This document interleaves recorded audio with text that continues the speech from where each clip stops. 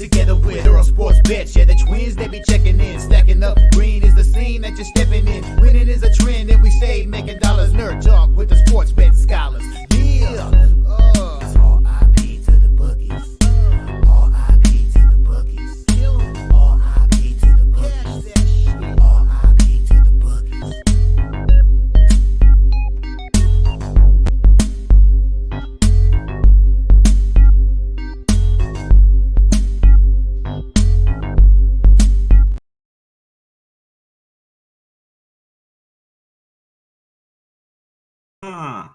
We are live. Welcome back to another edition of the Earle Sports Bet Show. My name is Nicholas Earle. I will be joined here by my brother Tim in just a little bit. Today we have 5 games in the NHL, and then we get a full Friday MLB card as well. So we'll have plenty of games to go over. But before we get into today's games, before we get into today's slate, we'll take a look back at what happened yesterday. One went right, one went wrong in the world of sports betting. Slight down day yesterday. Started off well, but kind of a rocky end to it. As we had a really nice start. The first game of the day was as beautiful as it gets. Mets first 5 money line plus 135. Mets team total over 4 cashes in the third inning, which is awesome. The Mets win that game 16-4 against the Atlanta Braves. Go into Atlanta and win the series. Things you love to see there. Houston minus 135 was a loser. That may be a candidate for one of my worst bets of the year because they were down 9-0 at the end of the first inning.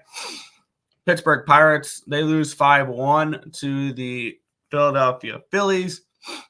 And then first 5 under 4.5 was a winner with Boston and Baltimore. I did live betting the first 5 under 5.5 as well when Boston scored 2 in the first inning.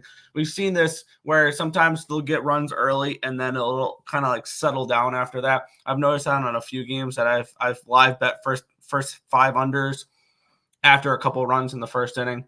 So that was another one that was like a nice little double winner there. Hockey was kind of tricky last night. Thought I had a couple opportunities for games to go my way that just didn't. This one definitely shouldn't have. Over 5.5 with Washington Buffalo. I also live bet the over 4.5 in that game as well. The Sabres win 4-2. So thank you to the Sabres playing a little bit of spoiler last night against the Capitals. Detroit Red Wings plus 130 was a loser in overtime. That was kind of frustrating there. They came all the way back. They scored 2 goals late just to force overtime, which is frustrating. Over 5.5, Islanders and Habs finished 3-2 Islanders in overtime. That game, I was shocked to see that the Islanders only get 3 goals in that game. When you look at the advanced metrics, they had, I think, 4 expected goals in that game. So, okay, maybe they should have only had, one more goal in that game. But it was just one of those 3.92 to 1.17. A dominating effort for the Islanders last night, which only ended up in an overtime win, which was kind of interesting. But it is what it is. And then the over 5.5 with Winnipeg and Dallas. Dallas gets shut out. I did not have that part of my cap. Laurent Brossoit gets the shutout. And the Winnipeg Jets have 2 legitimate goaltenders heading into the playoffs. And that's pretty plain and simple truth. Laurent Brossoit is not a bad backup to have for Connor Hellebuyck heading into the playoffs. So kind of interesting there as well. But that was yesterday, down 1.48 units personally. So not the greatest of days, but it could have been way worse. With that being said, we'll get into the chat, and then we will get into the card for today. Let's see. Been missing all the last few days. Back in business. Let's crush it this week. This weekend. Good luck, Earls and chat. What's good? Stop Geo. Texas Rangers at plus money after the Astros went to the bullpen in the first inning yesterday. Sign me up. We will get into that game there. Like any dogs today? I don't know yet. I only bet 2 hockey games heading into the show. So we will get into all the baseball games I'm kind of eyeing down 2 underdogs in the NHL, that being St. Louis and Minnesota. Or 2, I'm kind of interested, maybe a little Anaheim as well. I could see some dogs today in the NHL, but we'll see. 2-0 yesterday, Pelicans plus 1.5, and Royals money line. There you go. What's good, Nathan Cerna? Winnipeg money line got it done yesterday. There you go. There you go. We'll head into the first game of the day. This was the one. This is one of them I have a play in. I did a free pick video on this game last night. Let's get into it. The Carolina Hurricanes taking on the St. Louis Blues. The Blues minus 210 favorites, total of 5.5 in this game. Line opened up at a 191 for Carolina. It's up to a 197 for Carolina. 6-cent line movement towards the Carolina Hurricanes in this game. Here, line opened up at a 6. It's down to a 5.5 in this one here. And let's take a look at the tickets and the cash flow here. All we have is ticket numbers. We don't have cash flow. 80% of the tickets are on the Hurricanes, the line moving towards them. 76% of the tickets are on the under. The line's gone from a 6 to a 5.5. And I actually disagree with this line movement here. I like the over 5.5 in this game. This is one of those games where I had this game capped, and I had this game at a 6. And I'm trying to pick off these games where we see 5.5s when my numbers say it should be a 6. Yesterday it didn't really work out too well, but I look for the last few days of this season. Carolina is semi-playing for something here because when you look at the Hurricanes, they do have 3 games remaining. They are all on the road. They're all against teams that will not be in the postseason. St. Louis, in Chicago, in Columbus. They win all 3 of those games. They can finish the year at 113 which would put a little pressure on the New York Rangers, who are currently 3 points ahead of these Carolina Hurricanes with only 2 games left, and they play at home against the Islanders and at home against the Senators. So with an Islander, if the Rangers lose either one of those games, Carolina's 3 winnable games, granted all on the road to end the year, we could realistically be talking about the Carolina Hurricanes winning the Metropolitan Division. And I kind of want to take a look at what that could be. The Carolina Hurricanes winning the Metro Division. Metropolitan Division. Carolina Hurricanes plus 240. Let's see what this is now. Plus 155 for the Oilers. That's upsetting because that was 225 the other day. I'm staring at this Carolina Hurricanes plus 240 to win the Met.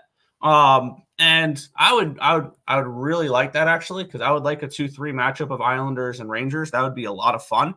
And I think realistically it can happen. So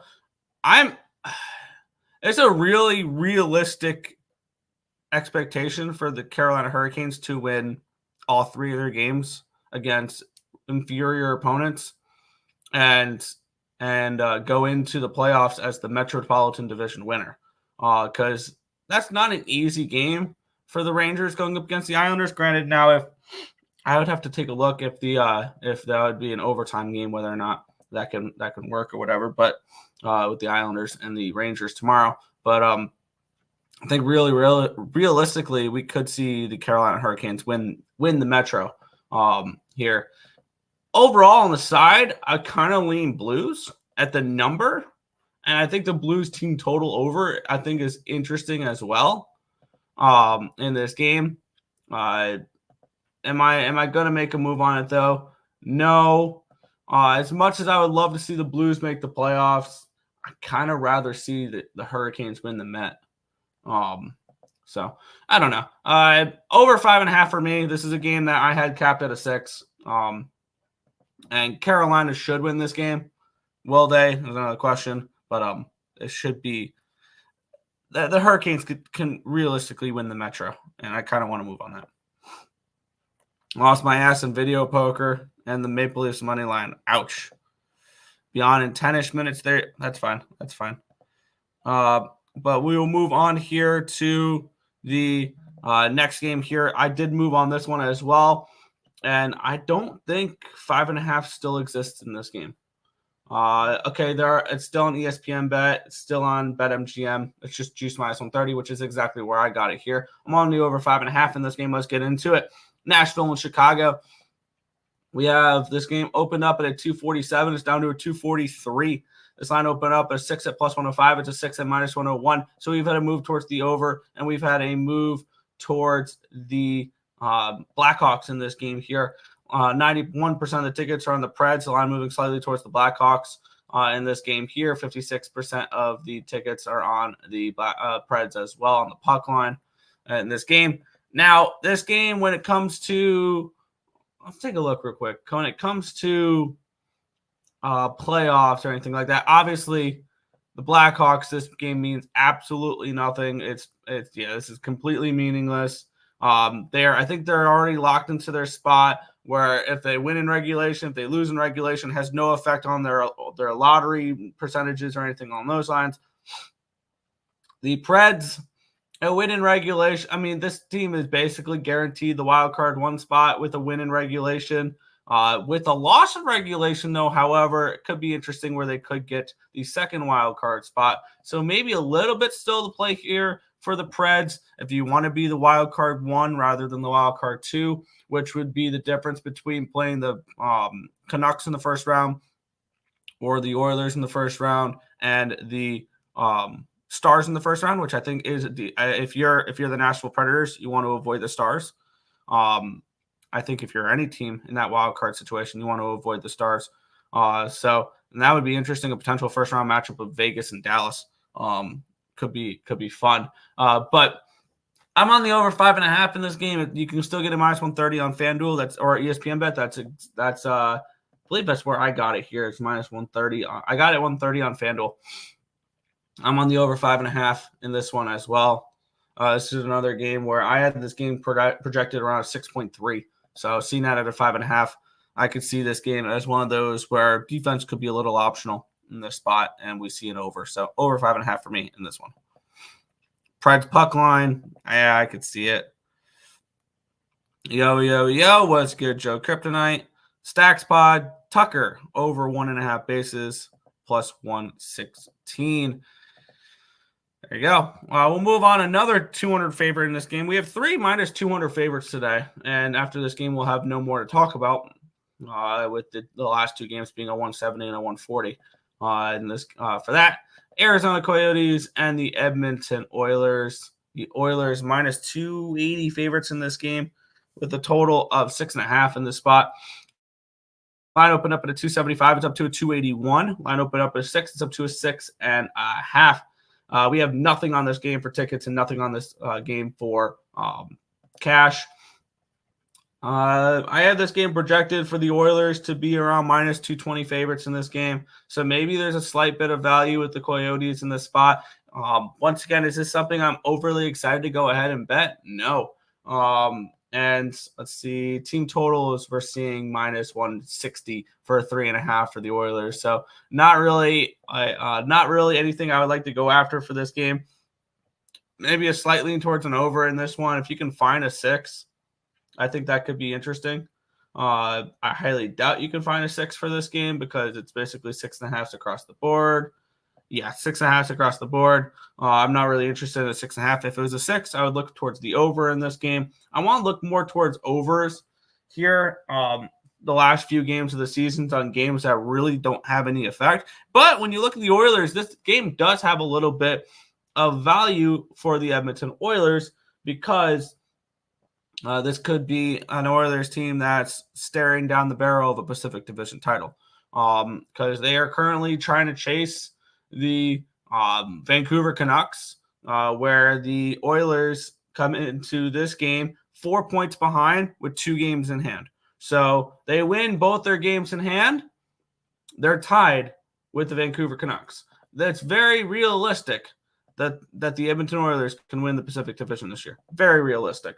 And I wanted to move on it the other day. I'm pissed that I didn't. It's plus 155.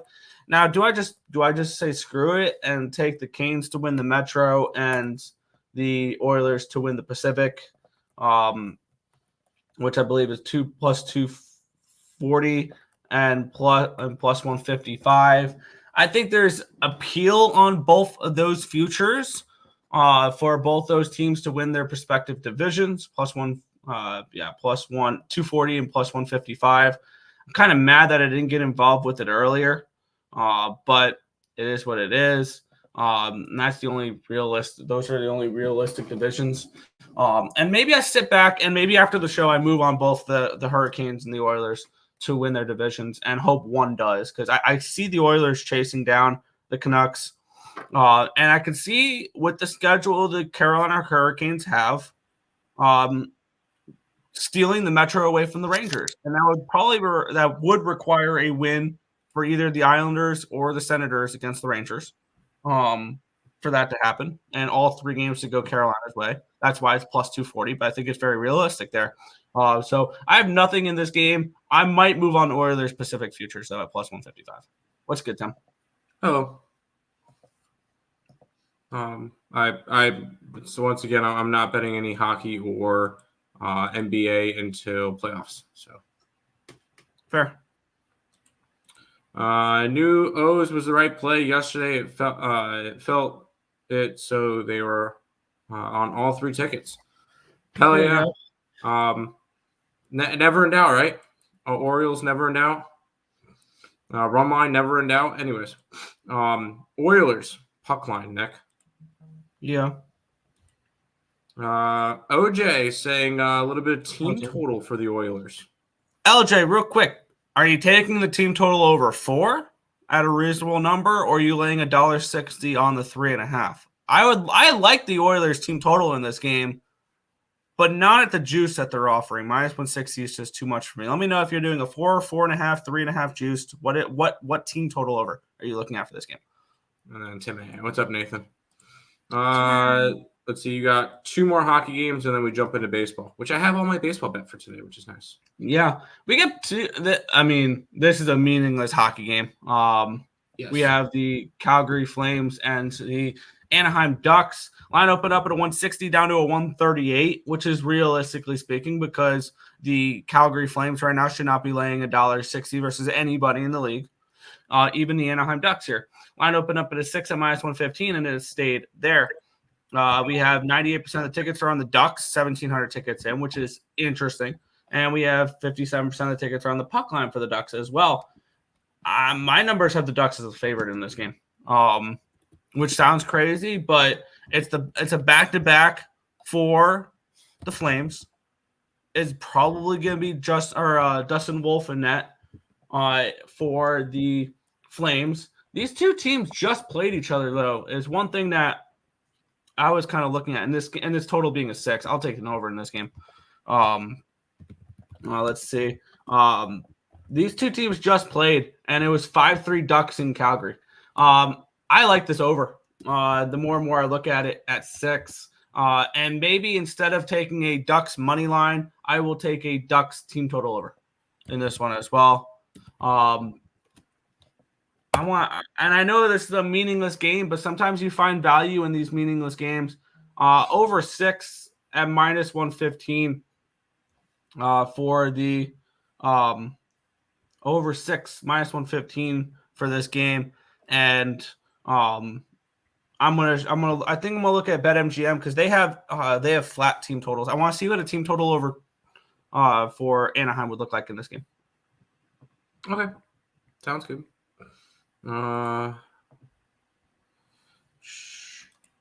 Oilers over 4 team total will score 2 in the first and 3 in the third. Fair. So you're saying that they're going to get 5 goals. All right. That's respectable. Betting in the third period, any team up by 2 goals, bet that game to end its current score. 3-1 in the 3-1 third period, bet under 4.5 at plus 400, for example. Hey, you know what? You do that. Calgary 0-7 off of back-to-back. Yeah. Let's head to this one, Nick, to finish it on out. Yeah. And I'm moving on this game right now. So I couldn't really get a 2.5. That was a minus 145. But I'm able to get team total over 3 at plus 110 for the Anaheim Ducks, which allows for me a push. And then the full game over 6.5, or full game over 6 at minus 115 for these Quackers. So I do like this game probably a little bit too much. And are you really a sports bettor if are you really a sports bettor if you're not going to be up at 10 o'clock sweating out Anaheim and Calgary? I'll be asleep. I know. I'm just messing around. But yeah, I'll be on the Ducks team total over 3 plus 110, full game over 6. Moving on, last game of the night, the Vegas Golden Knights and the Minnesota Wild. The Golden Knights minus 170 favorites in this game with a total of 6 in this spot. Let's take a look at this line history here. It opened up at a minus 173. It's down to a 170. It's opened up at a 6 at even money. It's up to a 6 at plus 104. So we've had to move towards the under, and we've had to move towards the Golden Knights. Scratch that. We've had to move towards the Wild. 70% of the tickets are on the Vegas Golden Knights puck line, and that is it. And I think this line's too wide. I think there's value in Minnesota in this game. Question is, do I want to invest in the Minnesota Wild right now? I'd get plus 145 on bet 365 with the three goal payout. It's something where I'm looking at it and I could add it later in the day. I am definitely tempted in the Minnesota Wild here. It's a 10 o'clock game, so I can sit on this a little bit longer. So it's Wild or nothing for me. I do not trust the Vegas Golden Knights at the moment, especially with the injuries that they're dealing with right now. Because granted, half their rosters on LTIR that'll be healthy for game 1 of the playoffs magically. But right now, looking at this team at the moment, no Mark Stone, William Carrier is questionable, Chandler Stevenson's not playing, Alex Pietrangelo is still out, and Nicholas Waugh is day-to-day. Is all the last 4 other than Stone are all day-to-day. This is a Vegas Golden Knights team that I do not trust at the moment. Now, granted, can we trust the Minnesota Wild right now? I think the answer to that's also no. The only game they've won the last 4 is against the Chicago Blackhawks. The only wins that they've had in their last 10 games are the Ducks, the Sharks, the Sens, and the Blackhawks. Congratulations, you can beat the bad teams.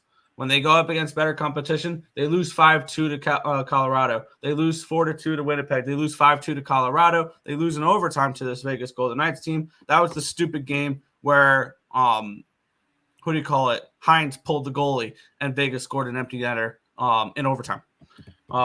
They lose to St. Louis. They get blown out by the Kings. This is a Wild team. I would be more interested in them if they're playing the Ducks right now than I would playing the Golden Knights. So this is a pass for me at the moment.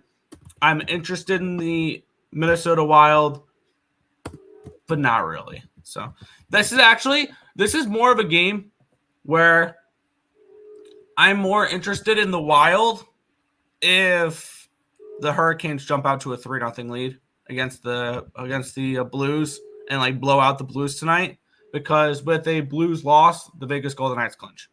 Or with a win, the Vegas Golden Knights clinch. So if we're seeing midway through the second period, it's 4-1 Carolina, I think that the Vegas Golden Knights are not really going to try. I think then there's value on the Wild. So this is one of those games later in the season that this is something to look out for.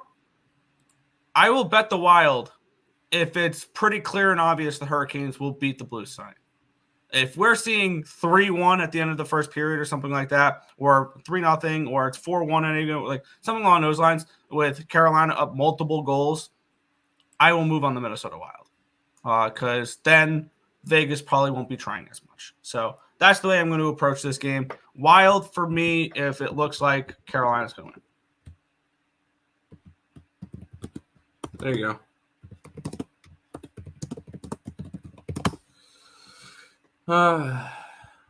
Women's World Hockey Championship been insane. I think I've watched 0 minutes of that.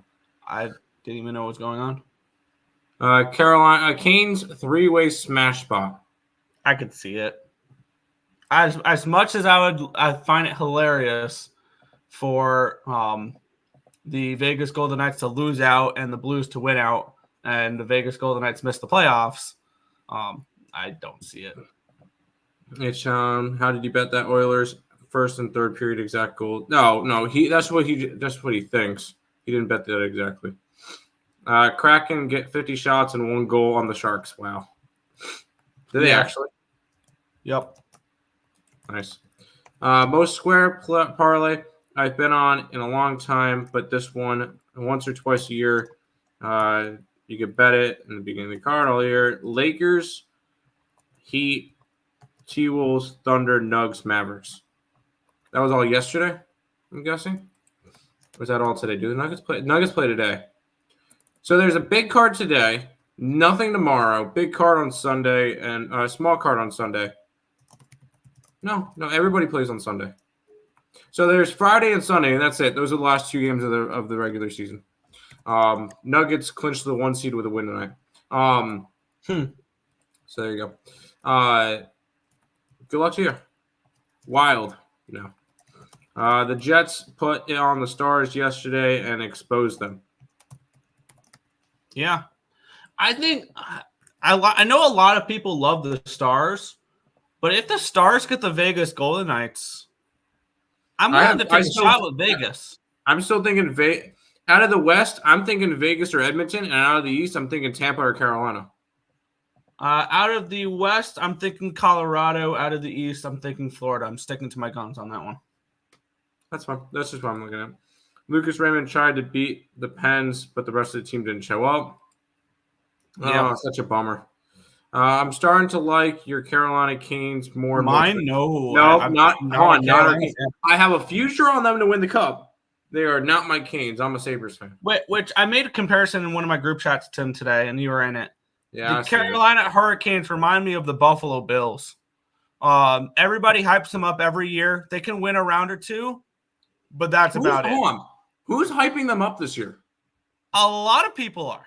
I'm only seeing Carolina's hyped up every year. No. Carolina's hyped up every year. No, right now, out of the East, I'm seeing a lot of Florida. I'm seeing a lot of Tampa all of a sudden in there. I'm seeing a lot of Boston and a lot of the Rangers.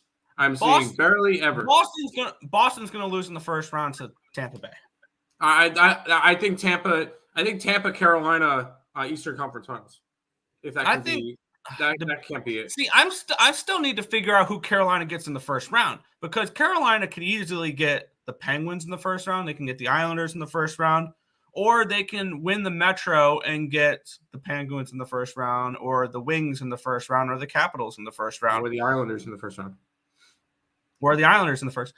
My hope is that the Hurricanes win the Metro and the Islanders get the Met 3. I want the Rangers in the first round if I'm the Islanders. Okay. Personally.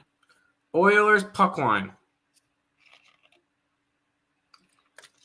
Predators puck line. Yeah.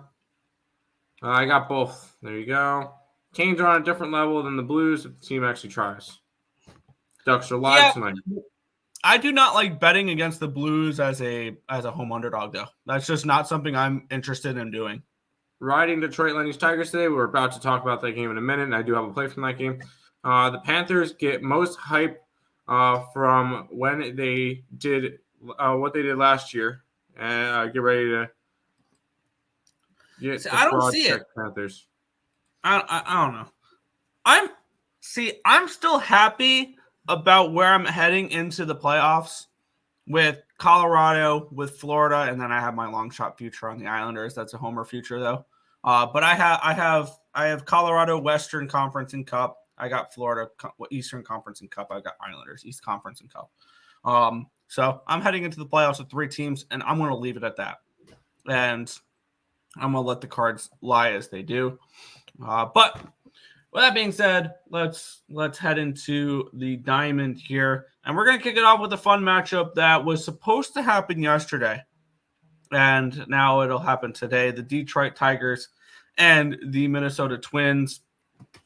Tigers minus 125 minus 125 favorites. Total 7 in this game. I'm waiting for my line history to pop up here.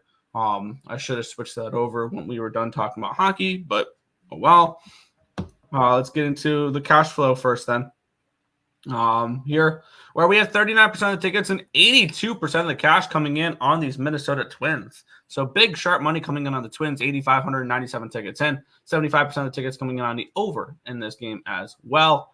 As I'm still waiting for this to load. This is annoying, but hopefully this will load in a minute. Let's switch my covers over so we can take a look at this pitching matchup here, which is Tariq Skubal and Pablo Lopez. What a freaking pitching matchup this is. Yeah. I like this pitching matchup an awful lot. Pablo Lopez, this will be his third start of the year. There we go. He did give up 3 earned runs and 6 hits, 1 walk, 2 strikeouts, and 5 2/3 in his last start against Cleveland. So a little not as good of a start, but still 3 earned runs. That's a quality start. And then 1 earned run, 4 hits, 0 walks, 7 strikeouts, and 7 innings pitched against the Kansas City Royals. That was on opening day. And then on the flip side, Tariq Skubal, he's pitched. Wow, he's gone up against the best of the best so far this year. No earned runs on 3 hits, no walks, 6 strikeouts, and 6 innings pitched against the Chicago White Sox, and 4 earned runs, 4 hits, 2 walks, 9 strikeouts, and 6 1/3 innings pitched against the Oakland Athletics. So 2 amazing lineups that he has had to face so far to start the season. Tariq Skubal, and I'm obviously being facetious there, but that's beyond the point. It'd be really good. There we go. My line history is finally loaded. Now I can see what the markets think about this game, because my first initial thoughts is I want the Minnesota Twins in this game. Line opened up at a 120. It's down to a 119. So we've had a 1 cent line movement here towards the Twins. Line opened up at a 7 even money. It's up to a 7 at minus 125. So we have a decent move towards this over here in this spot. 75% of the tickets are on the over. Low total in this game at a 7. Which I expected a low total in this game because Tariq Skubal and Pablo Lopez does not particularly scream over. We do have pretty significant wins blowing out. I'm seeing 29 to 30 mile an hour winds blowing out in this game. But there's a decent chance this game we see some rain tonight. See some overcast and then some rain in this one as well, which could be tricky with that stop-start. We might see the starters not go as long, which is something to keep an eye out for. I'm interested in the Minnesota Twins in this game as a dog on the road here. And it would be a full game Twins money line for me because according to Fangraphs, the number 1 rated bullpen is these Minnesota Twins. How about that, Tim? And then the Tigers are – where are the Tigers? The Tigers are 20th. So I am very interested in the Minnesota Twins here in this game as a dog in this one. I like the under. That's where I'm going to go in this game is right after the under. I got 7.5. It's dropped to 7. Tariq Skubal and Pablo Lopez, 2 pitchers that arguably could be in the Cy Young race at the end of the year, like top 5 in Cy Young. Pablo Lopez so far this year has been solid, although got hit up a little bit by Cleveland. 4 earned runs, 10 hits, 1 walk, and 12 2/3 innings pitched. Solid. Skubal, obviously he hasn't pitched against the best of teams, Oakland and Chicago, and he got actually hit by Oakland a little bit, but I can see these 2 guys having really solid games against each other. Yeah, I can understand the rain being a problem. I also see the rain helping the under. Now, I will say, if anybody hasn't bet baseball, if you get a total, it has to go all 9 innings. So just keep that one in mind. All totals have to go 9 innings. All run lines have to go 9 innings. So I do like the under in this game. Under, I got 7.5. I don't bet first 5 stuff. So for me, it's a full game. I just bet the Minnesota Twins plus 110. I would lean Detroit, but that's just me. I'm not high on this Minnesota team. I'm not crazy high on them either. It's just everything correlates for me here on the Minnesota Twins. Okay.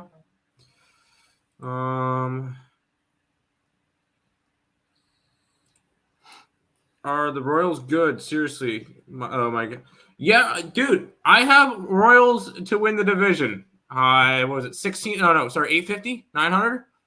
I got a big ticket on the Royals to win the division. So, yeah, I think the Royals are going to be good. Scooble. Houston over. I personally have Texas. 16-4. Am I reading that right? Mets? Yeah, that was awesome. We had the over in that game. That was a lot of fun to watch yesterday. I had Mets first 5 in the team total. That was the team total cashed it by the 3rd inning. Reds and Toronto run line. Well, I'll tell you, I do not bet Toronto games.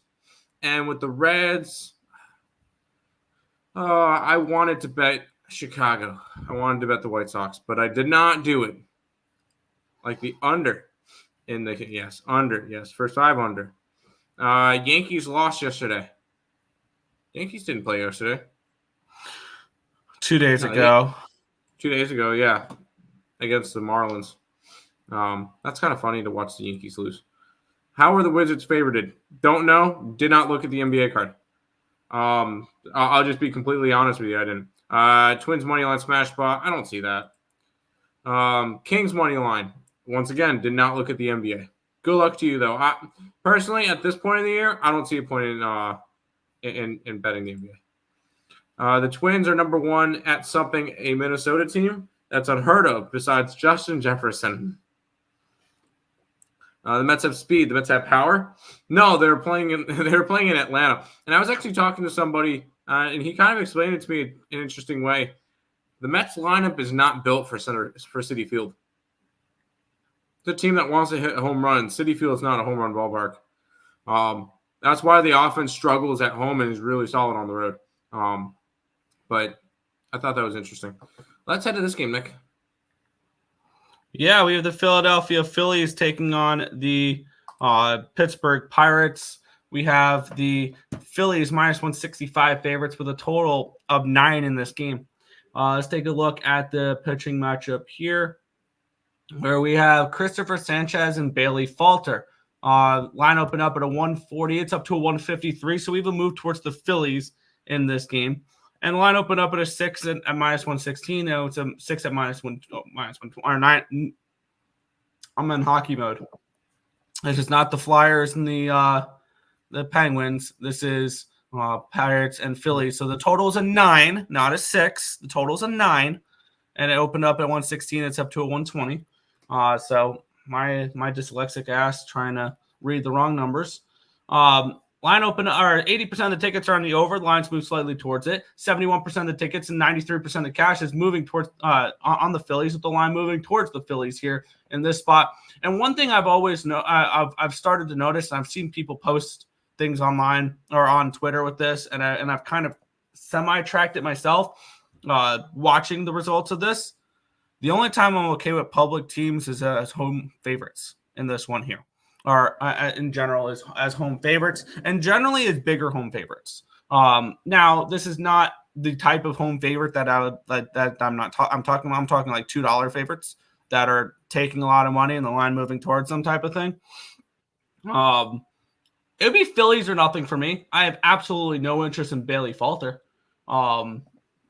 That's for sure. Let's take a look at the pitching matchup here, where we have actually Bailey Falter looked phenomenal in his last start. Too bad he played not a great lineup in the he played the Baltimore Orioles and gave up no earned runs on 1 hit, 1 walk, 1 strikeout in 6 innings pitched. He looked good against the Orioles. Granted, a lot of people would look at that start and be like, yeah, he only struck out 1 batter though. Sometimes good pitchers are not strikeout pitchers.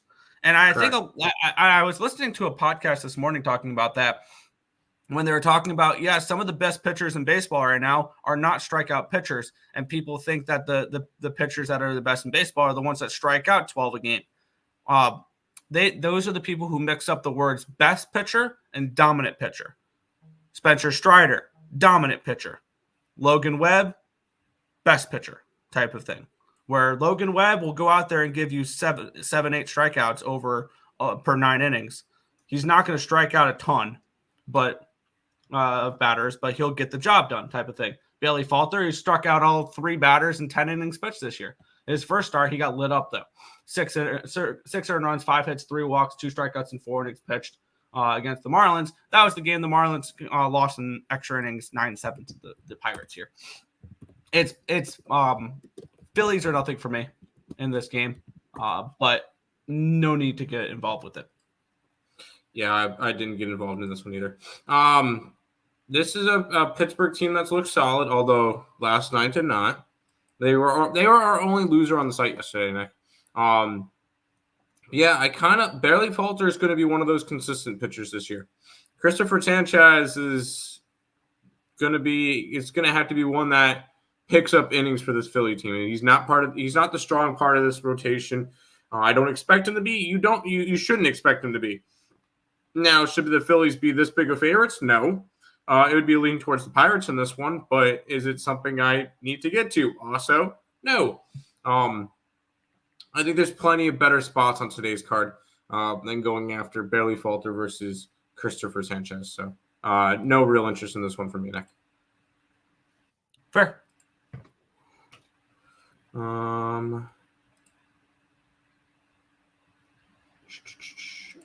All I care about is betting UFC. Good luck.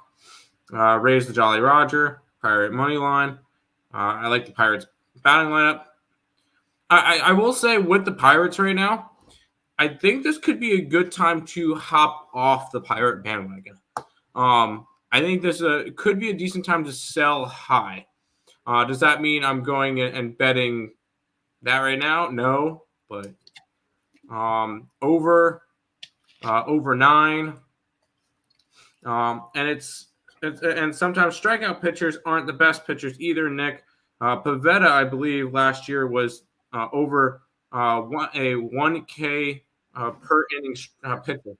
Yeah, and that's and with that conversation is that strikeouts, when it comes to pitcher stats, strikeouts are sexy, is what they are. They make a pitcher more appealing for a Cy Young award if you strike out 235 batters in the season. It's just sexy, is what it is. I would rather take somebody who is 0.8 or 0.7 strikeouts per inning that has a 3 ERA than somebody who strikes out 12 per 9 innings and gives me a 4.55 ERA. I'll also make the argument from a coaching perspective. I'd rather have a guy that strikes out 6 batters a game. 6 batters in every 9 innings, but will get you 7 innings a game. Yes. That will do it because he creates soft contact. He creates stuff like that. Which makes pitchers, and I know a lot of people kind of grimaced at this guy being an opening day starter, number 1. Number 2, the team going out and getting him. It makes pitchers like Jose Quintana look so valuable because what can Jose Quintana give you? Innings. And he'll be on the mound every 5 games. Yep. And that's another thing that we're talking. And this is a fun conversation to have. And I mean, we have plenty of time. We could talk these type of conversations. And the fun part about this is I'd rather have a soft tossing lefty than someone like Spencer Strider right now. Why? Because what is Spencer Strider doing right now? Sitting on the injured list. What is somebody like Jacob deGrom doing right now? Sitting on the injured list. What is somebody like, I don't know, Justin Verlander, Max Scherzer? Now, granted, they're older, but they're more fastball pitchers. They're By the way, hurt. Nick, do you know where Justin Verlander went to college? Where? Old Dominion. Huh, and I remember hearing about him because one game he threw like 8 shutout innings against East Carolina. Anyway, keep going. But yeah, well, and that's one thing you're noticing. If you look at all the pitchers that are spending time on the IL right now, and a lot of people are pointing at the pitch clock, which I think that's part of it. But also velocity is as high as it has ever been. And if you're coming out of high school throwing 80 miles an hour, nobody's looking at you. Nobody's looking at you if you're throwing 80 miles an hour out of high school. They're looking for 90 plus at this point, or 88 plus, or 85 plus. And that's what's developing all these elbow issues and all these arm issues, is because pitchers are throwing at 90 plus more consistently than they ever have. And that's why I would rather have a soft tossing lefty. I'd rather have somebody who doesn't throw 95, 98 every pitch. But that means I can have him for 30 starts. And that's why I think Jose Quintana is one of the more underrated pitchers in baseball, is because not only he'll give you those innings, he won't get hurt because he doesn't throw that type of velocity. There you go. I like that conversation. Thank you. Christopher Robin Sanchez. It's not his name. Phillies first 5 team total over. I can see it. No, I don't like that. No, I don't think so. Why not? Teams, because I would prefer the under in that game, actually. So teams jumping all over pitchers on the first inning lately, and then the other pitchers just dominate. Kind of. If your team goes down 4-0 in the first inning, it's done. Cash out. Don't say Not that. 100% true, depending on the pitcher. Too sexy. Sexy like Shawn Michaels. No. Starting to get into first to score props. Don't do that. Who's the pitcher on the Red Sox that would lob 60 mile an hour? That would be Tim Wakefield. Rest in peace. Yes. Let's head to this game, which I don't know what I want to do with because I don't know. I didn't know until a couple minutes ago who I don't know. I was going to say, do you have a Tampa Bay pitcher for this game? I don't. You're the one that typed up the line. Yep. Nope. I see. Yeah, because it was on. Yeah, I've got a pitcher here. It's TBD on covers, but it's going to be Wiggs back for the Rays. Yes, Wiggs back. Line opened up at a -105 for the Tampa Bay Rays. It's -110. Line opened up -105 for the over 8.5. The line is not moved. Granted, we've had basically no line history in this game because the line's not been out for a while. Then we have, I've got really nothing in this game to go off of. It's TBD versus Keaton Winn. I can go over Keaton Wynn's numbers so far this year. He's gone 2 starts so far. He faced the Dodgers and the Padres. He's 0-2. He gave up 3 earned runs on 4 hits, 1 walk, 6 strikeouts, and 5 innings pitched against the Dodgers. He gave up 4 earned runs on 3 hits, 3 walks, 1 strikeout, and 6 innings pitched against the Padres. And I'm assuming this is a bullpen game for the Tampa Bay Rays. This bullpen for Tampa has been very disappointing to start the year. That being said, I look for them to be better. And this Rays bullpen, I think, is too talented to be as bad as it has been to start the year. And the same thing with the Houston Astros. So those are 2 teams that I'm looking to get better rather than continue pitching the way they have. So that's something I'm kind of keeping an eye out for. Tampa is a tough place to play. And we've seen that over the last few years. Granted, 3-4 this year, Tampa Bay at home, but it's still very early. And Tampa, granted, has not looked very good, but they've played at home against Texas and Toronto. So, it's not been – they haven't played lollipops at home, so to start the year. But I have no interest in this game. I really didn't – I didn't know who was pitching for the Rays until just a couple minutes ago. I will have to dive a little bit deeper into this game, a little bit deeper into what to expect from Wagspack. I don't know if I'm even pronouncing that name right. And things along those lines. It's a stay off spot for me. You're muted. That was weird. I don't know why I got muted. I didn't bother with this game. No real reason for me to, because I didn't know the pitcher for Tampa Bay. And I still really don't know the pitcher for. I know you mentioned it, but I still really don't know it. So no, this is not a game I want to be interested in. I'll go after the next game. Fair. Are there any knuckleball pitchers in the league right now? There was last year at San Diego. I think Waldron, for San Diego, was a knuckleballer. I'm just a sexy. Okay. Rays money line. Good luck. I can only look Rays in this game, but no, coin toss game past Tampa Bay. Yeah, no need to get involved in a coin toss. Hey, Nick, it's my favorite team. Yeah. Let's get into it here. This is a great matchup, I think. Let's take a look at it. Line opened up at a -115 for Baltimore. It's now a -104. So we've had a move towards Milwaukee in this game. Line opened up at an 8 at -105. It's at 8.5 -125. So we've had a move towards the over, and we've had a move towards Milwaukee. 71% of the tickets are on Milwaukee. 6,900 tickets in. The line moving towards them. I understand why. 30% of the tickets, 55% of the cash is on the under, yet this line's moving towards the over, which is kind of interesting there. And let's take a look here. It's Tyler Wells and Freddie Peralta. Freddie Peralta has been great this year. He was supposed to pitch against the Reds yesterday. That game got postponed, so he's going to be taking on the Orioles now. He gave up 3 earned runs on 4 hits, 1 walk, 7 strikeouts against the Mariners, and he dominated the Mets, giving up 1 earned run on 1 hit, 1 walk, 8 strikeouts, and 6 innings pitched. So he's looked good to start the year. Tyler Wells on the other side, he has gone twice, and he's given up 3 earned runs in both starts. 3 earned runs, 7 hits, 2 walks, 3 strikeouts, and 5 1/3 against the Pittsburgh Pirates in that loss.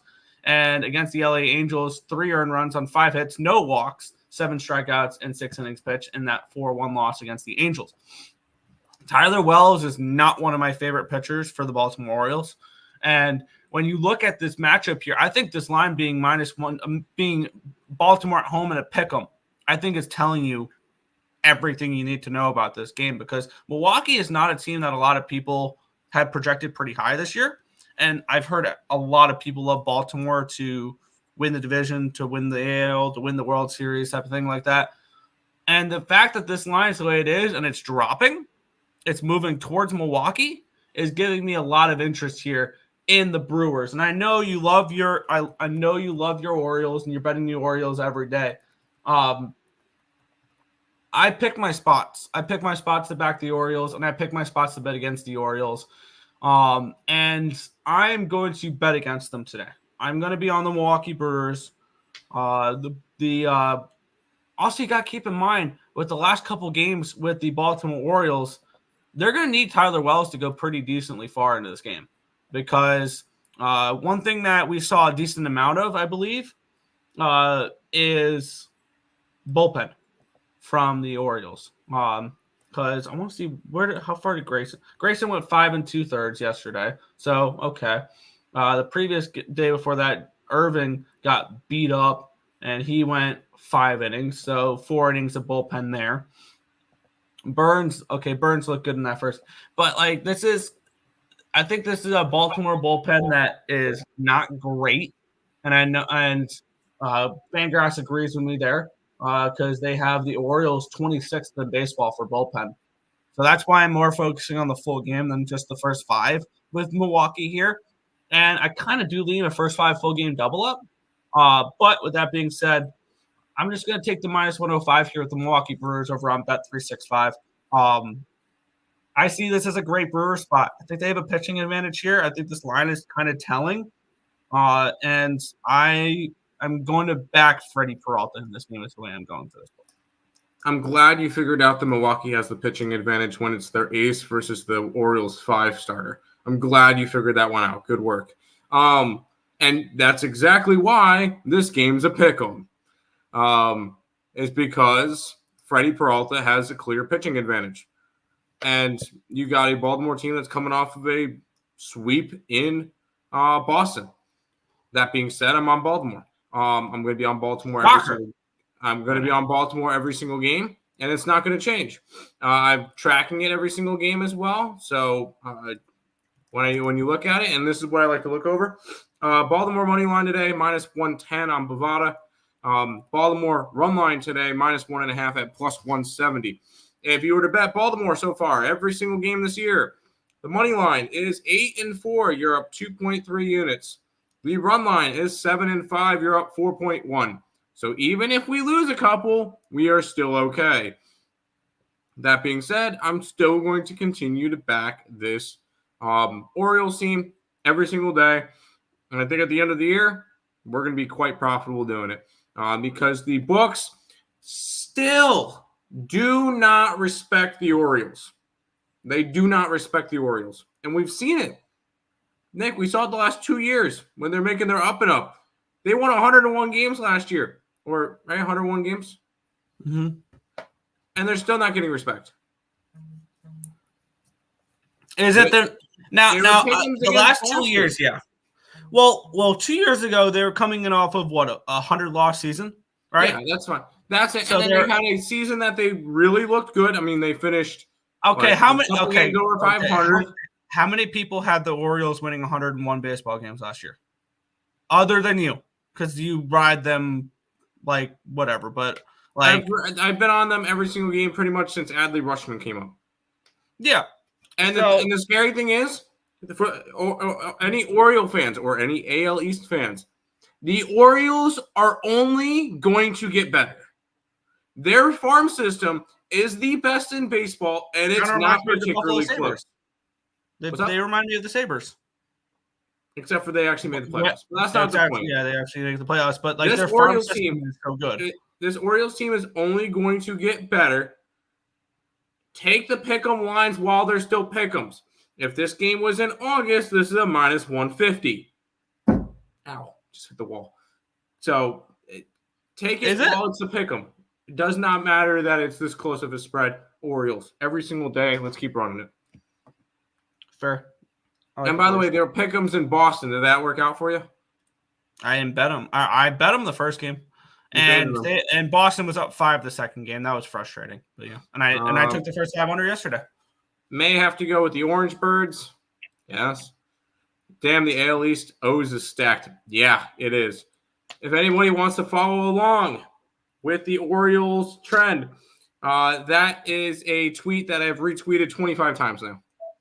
And I'll keep retweeting it every single time. And it'll eventually have 324 retweets on it at the end of the year. So keep an eye so that you guys can see every single day and how it goes. Sharp chasers all over the Marlins today. Braves win big. I agree. What's up, guys? What's up, Markel? O's first 5 backing Wells. I like Wells. I think he's going to have a good year. He may be right. Nathan, you know about Shawn Michaels. Okay. There you go. I like both teams pass. I like the under in this game. I could see the under in this one. First 5 O's. Baltimore got off to a slow start yesterday against the Red Sox.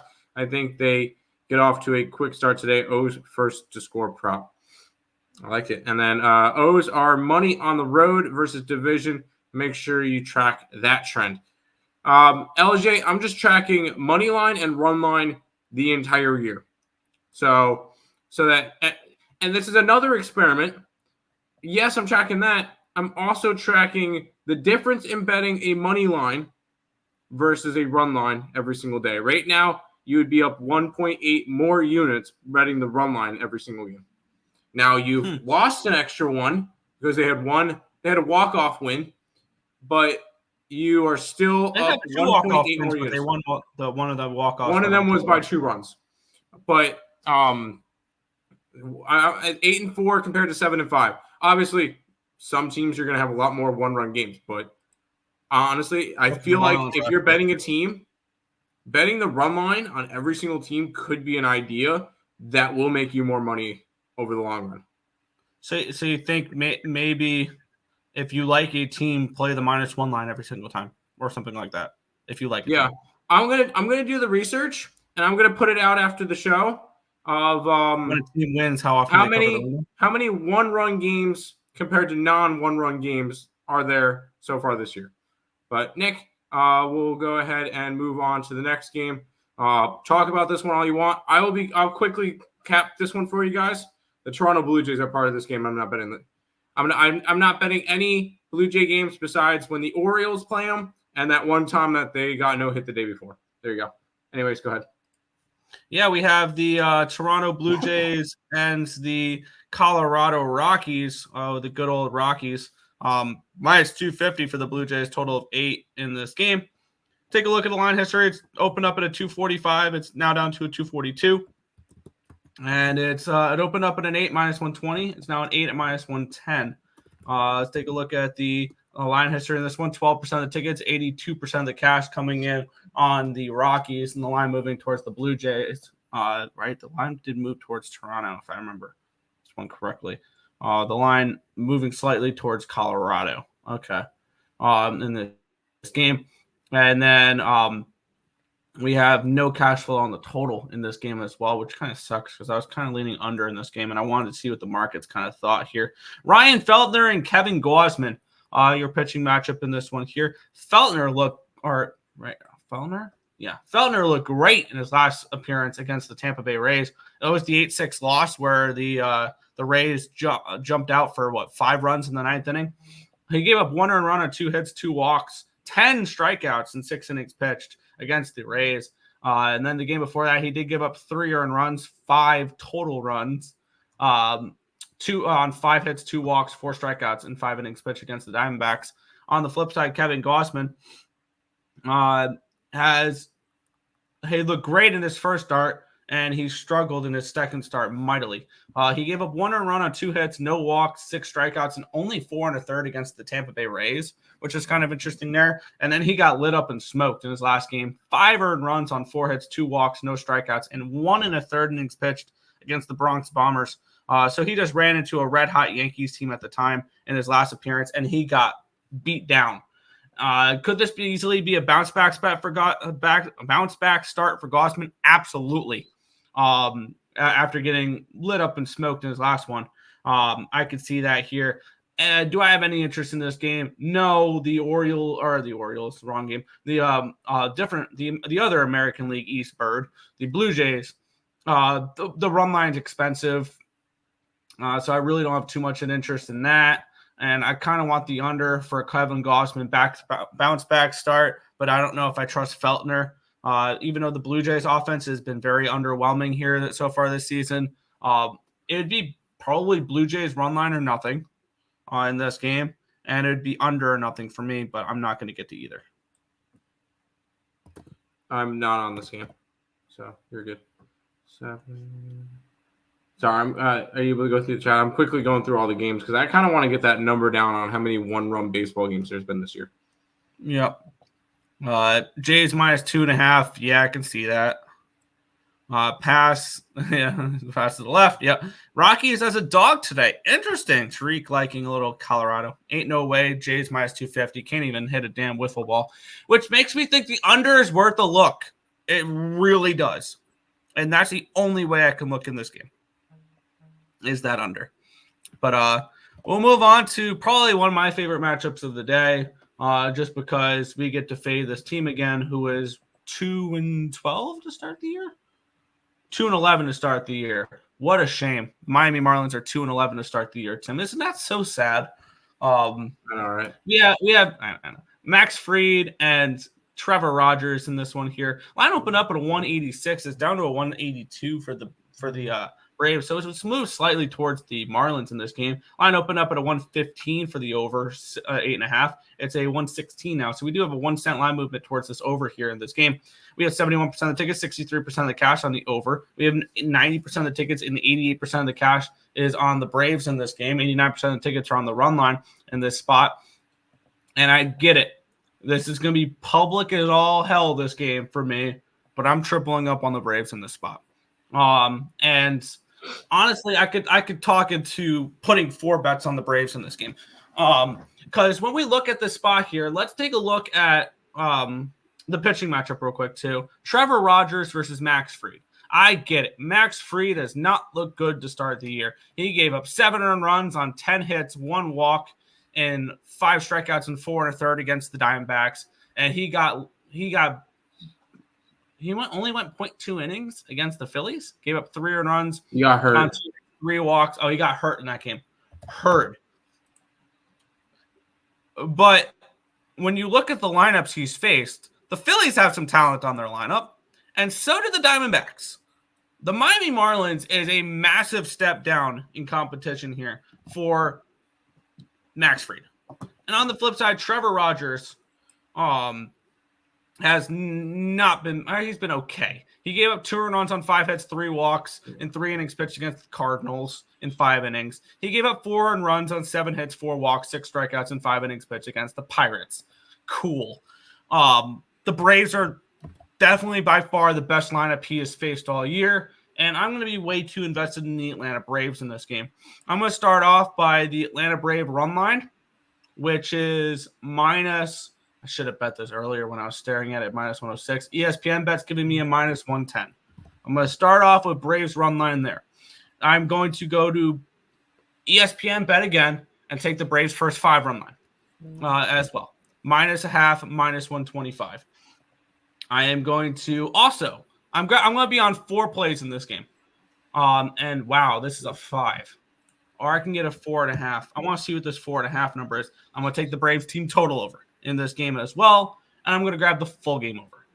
So I'm going to have 4 play. I rarely put 4 games on 4 plays on one game, but this is an Atlanta Braves smash spot in this game. And I will be overly invested in the Braves, and I will be overly invested in the Braves with confidence today. And I will be on the Braves in 4 ways in this game. So that's where I'm going to be going for this one. I'm going to be on the Atlanta Braves first 5 run line, full game run line, team total over, which I'm going to try to find the best available number for that when you do your breakdown. And I will be on the full game over 8.5 as well. I'm looking for the Braves to drop 10 in this game. So that's especially after a 16-4 loss yesterday against the New York Mets. So that's where I'm going to be going in this game. I'm going to go for a Braves smash spot in this one. I got the number real quick. So it's 189. It would be divided by 189.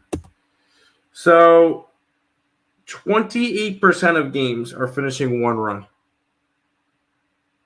So far this year, 189 games, 53 of them have been 1-run games.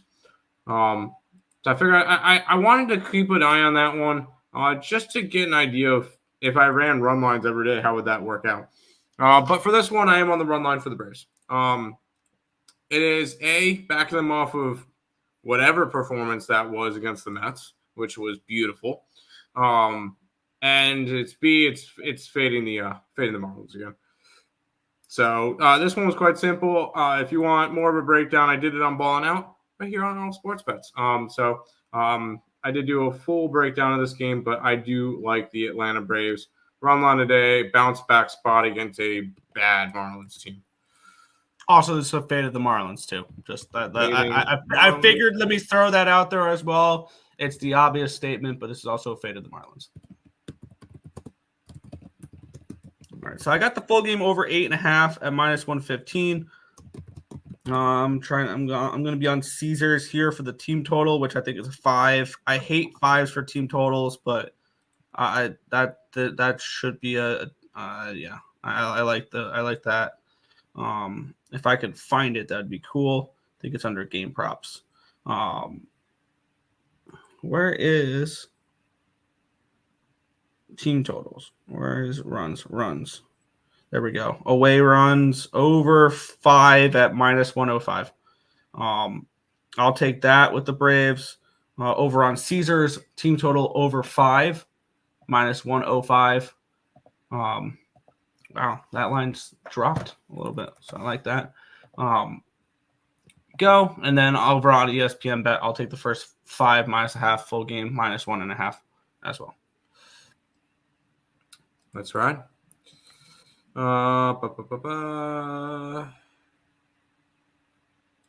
Variance feels like in Jay's Rocks. Yeah, fade their asses.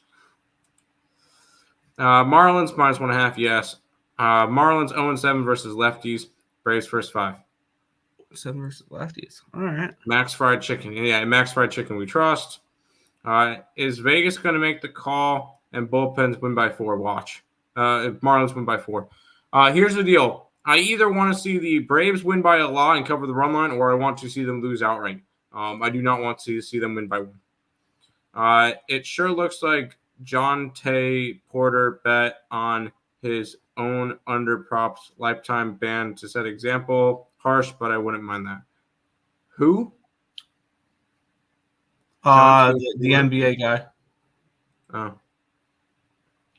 First 5 Braves -0.5 is juiced to -135. You still like it? I'm getting -125 on BetMGM. All right, Nick. Let's head to the Mets game. Yeah. Sorry, I'm still placing my Braves bets because there's I just got the -1.5, -110 on ESPN bet, and now I'm heading over to BetMGM for this first 5 run line as well. Sorry. There we go. Let's move on here. The New York Mets and the Kansas City Royals. We have the New York Mets opening up as 125 favorites. It's up to a 133 now. So we've had a move towards the Mets in this game. It wasn't the case this morning when I first looked at this line when it dropped down to 122. But hey, we have a slight move towards the Mets. And line opened up at an 8 at even money. It's up to an 8.5 at -120. Let's take a look at the cash flow here in this spot where we have 33% of the tickets, 64% of the cash on the under in this game with the line moving towards the over. And we have 56% of the tickets and 71% of the cash moving on the coming in on the Mets and the line moving towards the Mets in this game here. This will be the Mets' first game back after a road trip where they went 4-2. The Royals, this will be the first time they hit the road since I want to say, since they've only played 3 games on the road this year. They're 1-2. They lost. The only 2 losses they have were on walk-offs against the Baltimore Orioles. And one thing we have to pump the brakes on with the Kansas City Royals so far this year. Yeah, they're great. They're my bad. They've been good. They're 9-4. They've played 10 of their 13 games at Kauffman Stadium in Kansas City. And they played the White Sox for 4 of those games. So this is a team. Now, granted, that sweep over the Houston Astros was ultra impressive. I do think that was it though? Was it? Yes. The Astros are still a good baseball team. I still think that. And I look for positive regression from the Astros. But with that being said, I have no interest in betting this game. I would only look the Mets. The markets are pointing towards the Mets. The line's moving towards the Mets. And let's take a look at the pitching staff real quick. The pitching matchup, my bad, where we have Michael Waka, former New York Met.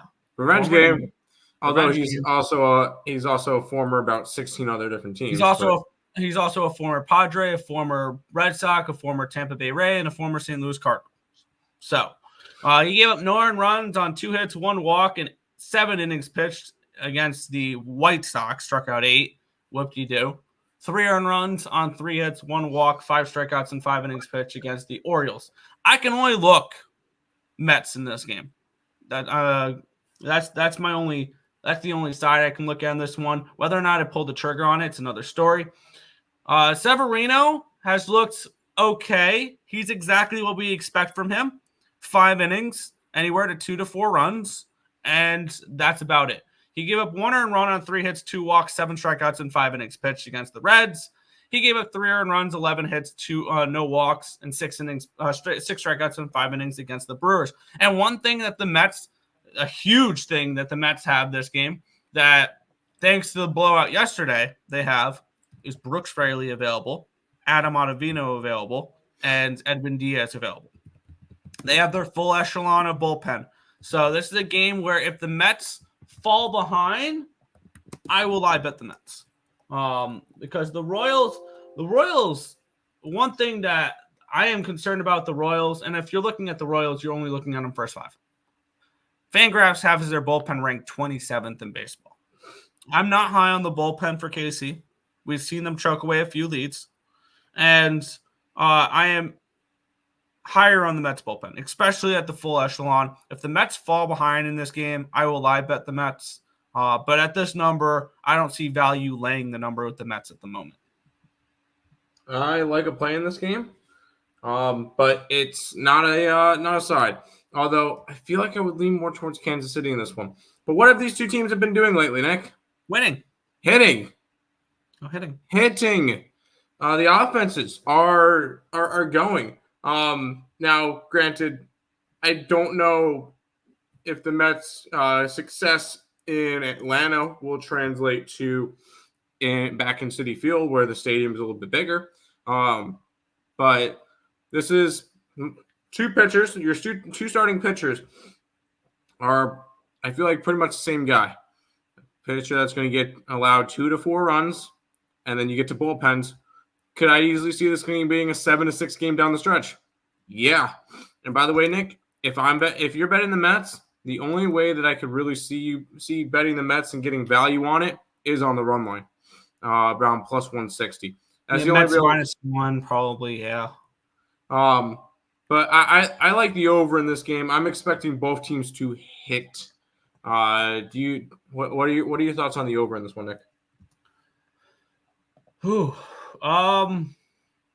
It's a tricky market with this over. Severino is a walking 2 to 3 earned runs. Exactly. And so is Michael Wacha. Michael Wacha these are the same pitchers. Exactly. Really. So maybe a first 5 over 4.5 could be interesting as well. With the way the offenses are clicking at the moment, I won't argue with an over. I won't argue with it. So maybe a Mets team total over could be an interesting look here as well. Because I could see them putting up 2 runs against Wacha, maybe 3, and then hitting the bullpen for 3 more. So I could see a Mets team total over here as well. There you go. And by the way, both these two teams are coming off of double-digit wins, double-digit point wins or run wins, and having to travel. So they're both. I think situationally, both these teams are in bad spots. Yeah, both these two teams are in bad spots for sure. Royals -1.5. Fade the Mets at home. They're only good on the road. That is a very, very small sample size. Very, very small sample size. 6 games at home compared to 6 games on the road. Granted, 1 in 5 at home compared to 4 and 2 on the road. And one more thing I want to ask about the Royals real quick, Tim, is yes, they're off to a great start, but I think they're going to be good. I don't think they're going to be this good. When's a good sell high spot on them? I have them to win the division, so I hope they don't slow down. Fair. Braves. Yes, Braves today. I feel like the Mets are going to be good on the road like the Warriors in the NBA. Especially in smaller stadiums, I could definitely see that. And one thing with the Mets, I can definitely agree with them being better on the road is what is one thing they don't have to deal with on the road? The New York media. I guess. I like the Royals. Just a fade of the Mets after they're both off of double-digit wins. Yeah, the Royals won 13-3. They put up 9 runs in the first inning against the Astros. Royals and they're coming off of a sweep against the Astros, so they're not in a great position either. Both teams had to travel. It's just a bad spot for both of them. Wasn't Severino the pitcher who was rubbing sticky stuff on his hands when he was a Yankee? Yeah. There you go. The Metters low-key have been hot, but I still think the Mets need speed. The Mets need power. No, the Mets need pitching. The Yankees are always cheating. Yes, the Yankees are always cheating. Can we stop acting like this rotation's bad? The Mets have pitching. Mets must be riding high off the Braves slaughter. I mean, it's nice to go in there and win 2 out of 3, but it's early in the season. You can't just be down on it after that. Heavy lean Kansas City first 5 money line spread. I understand the Kansas City love. I'm just on the over. I almost bet Kansas City myself. Yeah, and also one thing I want to mention with the Mets pitching, I understand the Mets pitching is getting a lot of flack this year because they're running out of rotation with Quintana and Severino and Hauser and McGill. And here's the thing, though: David Stearns is running the Mets like the Milwaukee Brewers. He's giving you elite defense and decent starting pitching. And one thing that the Mets are not going to, I think the Mets are not going to struggle with as much this year is pitching depth, because he got the depth relievers, he got the good bullpen, he improved the bullpen. I think overall the pitching for the Mets is not bad this year, and we've seen that in the first couple of weeks. I think they lead the NL in ERA, or they did heading into that Braves series. So can we stop saying the Mets have bad pitching? Can we just stop with that? Like I think that's not true, and I think that's just people judging. And when you look at numbers, it's not true. The New York Mets have the best ERA in the National League. But on the flip side, they have 8th in baseball. The top 7 ERA teams are all American League, led by the Boston Red Sox. They've had they've had a nice rotation, which we're gonna. I mean, you see the banner below me. We're gonna talk about this Red Sox team in a second. Yeah, Red Sox, Royals, Yankees, Guardians, Orioles, Rangers, and Tigers all ahead of the Mets. So all now American League teams. But let's go to this game, Nick. I like this one. Yeah, we have the Boston Red Sox and the LA Angels. The Red Sox minus 105 favorites. This line opened up at 125 on BetOnline, and it's dropped 20 cents towards the Angels. Line opened up at an 8.5. It's up to a 9. So we've had a move towards the over, and we've had a move towards the Angels in this game here, which is kind of interesting.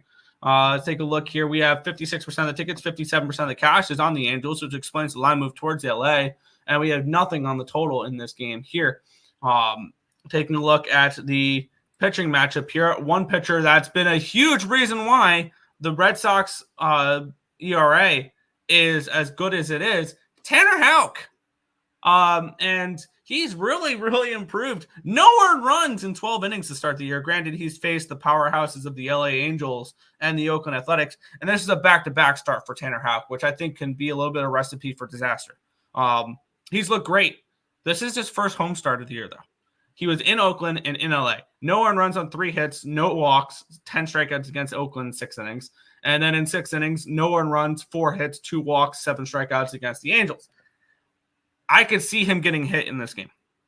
On the other side, Reed Detmers had a great game as well against the Red Sox in his last appearance. 1 earned run on 3 hits, 1 walk, 12 strikeouts in 6 innings pitched. He also pitched really well against the Orioles. 1 earned run on 2 hits, 3 walks, and 7 innings pitched, 7 strikeouts and 5 innings pitched.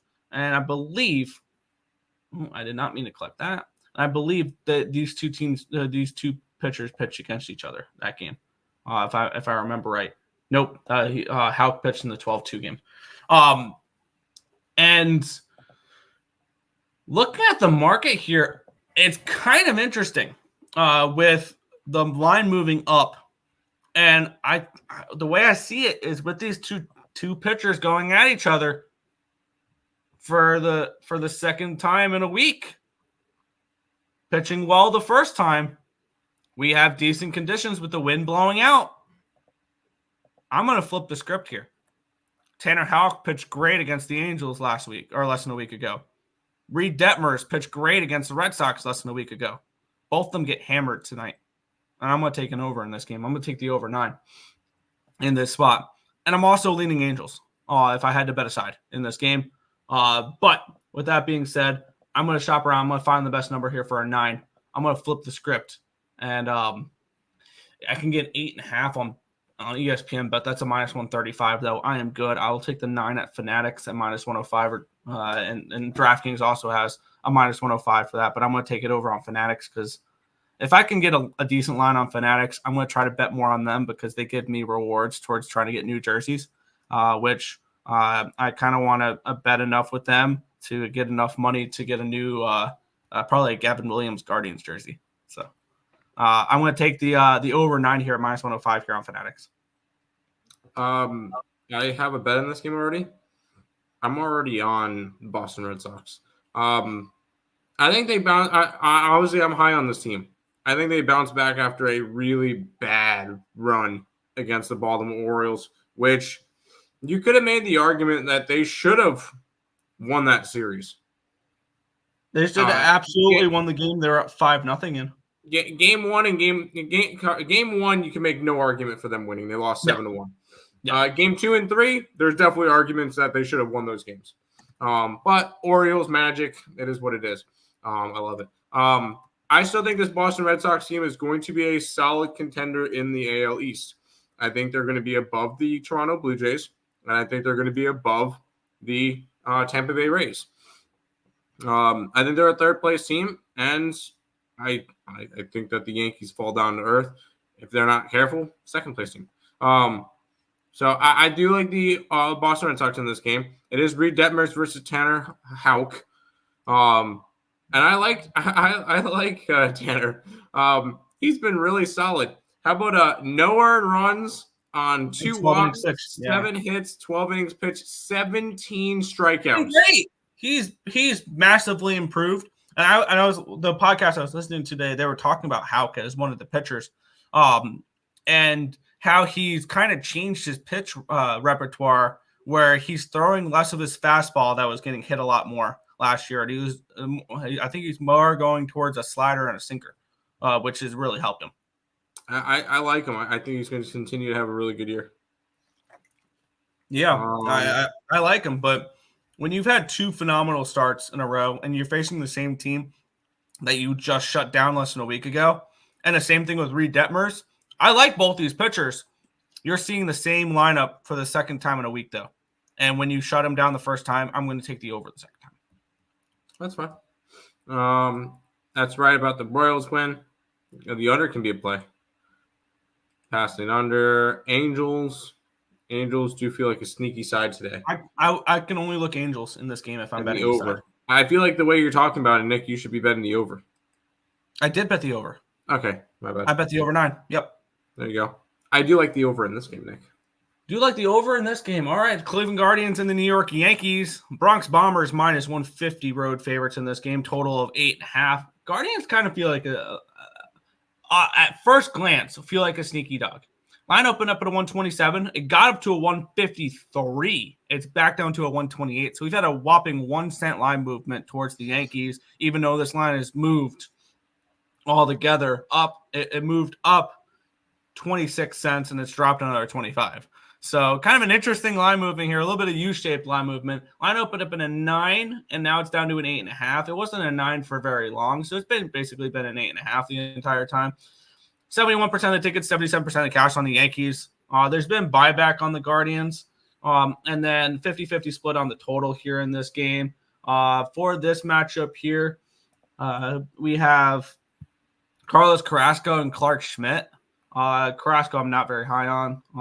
Schmidt has potential. I think Schmidt has potential in this game. 2 earned runs, 6 hits, 3 walks, 4 strikeouts, and 4 1/3 in his last appearance against the Blue Jays. And then in his first start against the Astros, gave up 3 earned runs on 7 hits, no walks, 5 strikeouts, and 5 1/3. So walks were not a problem against the Astros. They were against the Blue Jays. And when Carlos Carrasco, the writing's on the wall with him. He's done. But however, he's off to a decent start here. Back in Cleveland, where he had his best days, it was not with the Mets. He gave up 1 earned run on 1 hit, 3 walks, 6 strikeouts, and only 3 innings, though, against the Twins in his last appearance on the 6th. On the 31st, he pitched against the Oakland A's, went 5 innings, gave up 3 earned runs on 6 hits, 1 walk, 3 strikeouts against in that one. There, I would like to fade Cookie in this game. I would like to. And whether that's the Yankee money line, whether it's the Yankee team total over, this Yankees team has made me money this year. As much as I hate this Yankees team, they've been good. And the markets kind of make sense with the line. I don't understand the buyback as much on the Guardians. Guardians have been a fun little team. They're 9-3 to start the year. I think the Yankee team total is probably the best bet in this game, but it's not something I'm going to get involved with. This is actually Cookie's first time facing the Yankees in 3 years. Wow. I thought that was interesting. He's faced them 13 times.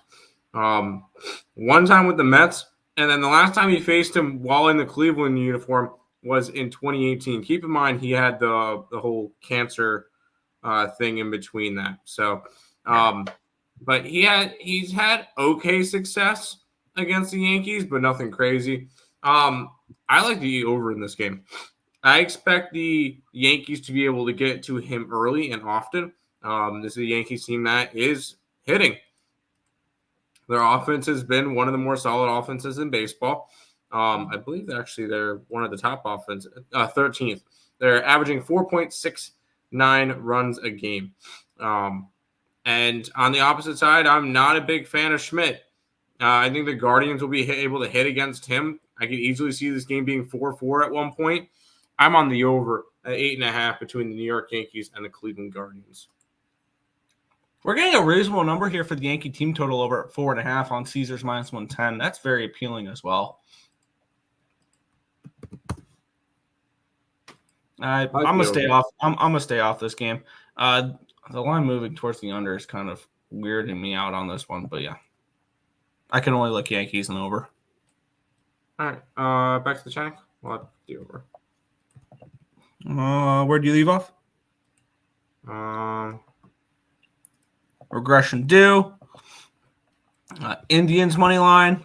They do not play today. The Guardians do. So, Guardians of the Galaxy. What do you need, Nick? Stop it. Yeah. Need the Guardians bats to work today over 8.5. All right. I like the over as well. Hope they check this Yankees pitcher for sticky stuff on his hands. Schmidt's not been one of those pitchers, though. It's the Yankees, though. They always cheat. Fair. We'll keep on going here. We have the Cincinnati Reds as -175 road favorites. Total of 9. Granted, they are in Southside taking on the White Sox. But let's take a look at the line history in this one here. A little interleague action between Chris Flexen and Andrew Abbott. Line opened up at a -170. It's still a -170 on Bet Online. It did get down to a 165 at one point. Line opened up at a 9 at -110. It's now up to a 9 at -122. So it moved towards the over in this game, and a move to a no move on the side. 96% of the tickets, 72% of the cash is on the Reds, with the line not budging, which does have a little bit of interest towards the White Sox for me in this game. And I don't trust the White Sox, though. We'll get into this real quick. Andrew Abbott for the Reds has looked okay. Both of his starts have been 5 or 5 1/3. He gave up 2 earned runs on 3 hits, 2 walks, 4 strikeouts, and 5 1/3 against the Phillies. 2 earned runs on 7 hits, 2 walks, 4 strikeouts, and 5 innings against the Mets. On the flip side, Chris Flexen has gone okay. Neither start did the Chicago White Sox give him a run of support. In his first start of the year, a 9-0 loss against the Atlanta Braves, gave up 4 earned runs on 6 hits, 3 walks, 1 strikeout, and 4 1/3 innings pitched. In his second game, 3 earned runs on 6 hits, 2 walks, 4 innings pitched, and 6 1/3 against the Royals. They lost those games by a combined score of 12-0. 3-0 against the Royals, 9-0 against the Braves. And I look for this game to have runs, and I look for the White Sox to hit a little bit here, because the White Sox, as of late, have picked up their offense at least the last 2 games. 7 runs and 6 runs the last 2 games against Allen and Bybee and the Guardians. And I will look for runs in this game. It's a 9.5. I'm seeing 9s, some 9s available. I'm going to grab at FanDuel over 9 at -118. I'm also interested to see what the Chicago White Sox team total is. 3.5 juiced. I'm kind of interested in the White Sox team total over in this game as well. I still don't trust the Reds. I don't trust the Reds bullpen, which is actually 14th. And then the White Sox are dead last in baseball. So if you're looking at the White Sox, it'd be first 5 or nothing. I'm just going to move on the over 9 in this game. Just the over for me in this one. Yeah, I stayed away from this game. I was this close to betting the White Sox. I don't know why. I'm a sucker for pain, I guess. Flexen he would have been okay if he, got some run support. Andrew Abbott has kind of struggled to start the year. Well, not really struggled. He just hasn't been really getting that much run support from his team. I don't know. This is a game that I just didn't feel like I needed to get to. I liked a bunch of other games on this card, so this one's a stay away spot for me, Nick. Fair. I'm getting over 9 in this game, -118 on FanDuel. Not true, and then I'm not saying that last part. That's Brio Kelly, by the way, on you on Facebook. So there you go. How have you guys been doing with baseball? I finally had a few days down in a row and took a break. I was actually looking at how we're doing on the site, Nick, for baseball, in terms of everybody else. So far in baseball on the site this year, we are 33-28, up 9.53 units, which is number one on the Picks and Parleys website at the moment. Very close person in second place, which would be Mr. Higgs, who's at 9.46. So ESB and Higgs are up on top of the ESB, on top of the Picks and Parleys website. Reds -1.5, smash spot for Abbott. Andrew Rabbit. Anytime a new season starts and database are small, it is only time I seem to have trouble, seems like. I feel like I'm actually quite solid in the beginning of years. Yeah. Because there's not a lot of information, not a lot of people to go off of stuff. A sneaky bad White Sox spot might stay off for me for now. De La Cruz to steal a base. Don't hate it. AL Central game. It is a AL Central versus NL Central. It's an interleague game. If it was two AL Central teams, maybe I stay away. Benintendi under a hit at +144. I don't think he can hit. That White Sox team in general can't hit. All right, Nick. I know we're probably going to be on opposite sides of this one.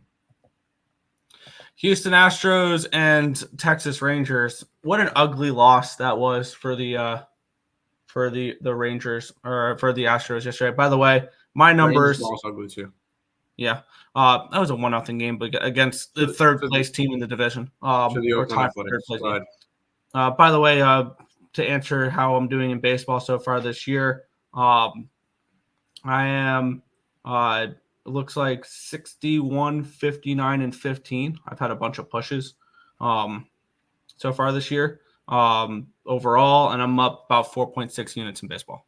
So baseball has been good to start, but let's try to keep it going there. And I want to dive deeper into my numbers after the show. But let's get into it here. Houston Astros -135 favorites, total of 9.5 in this game. Let's take a look at the line history in this one here, where we have Dane Dunning and JP France. Line open up at a 125. It's down to a 124. Line open up at a 9 at -105. It's now a 9 at even money, a 9.5 at even money. So we've had a move towards the under, and we've had a move towards, we've had a 1 cent line movement towards the Rangers in this game here. 46% of the tickets, 83% of the cash is on the Rangers.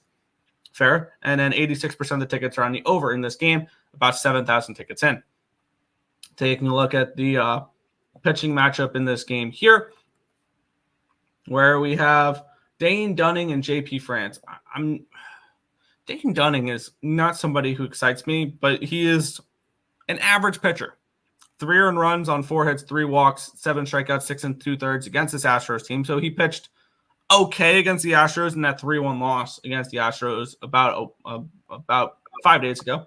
And then 3 earned runs, 3 hits, 4 walks, 7 strikeouts, and 6 1/3 against the Rangers.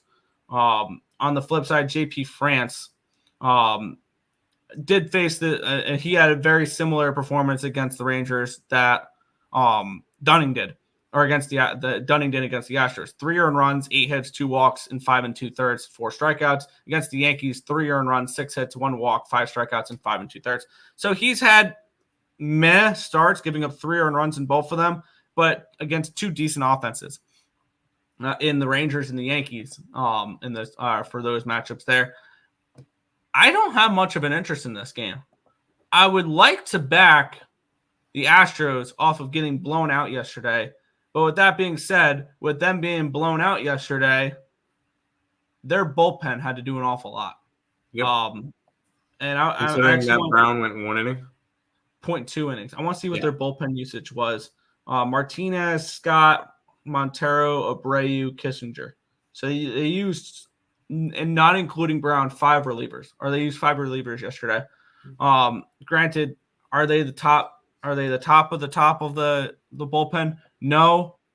One play that I think could be an interesting look in this game is France's over outs, because after your starter goes 0.2 innings the day before, they're going to push him further in the game than they'd probably like to, which I think can overextend France, and maybe the Rangers get to him a little bit later. I have no interest in this game. I think at this number, and it's got to be Astros or nothing for me personally at the moment.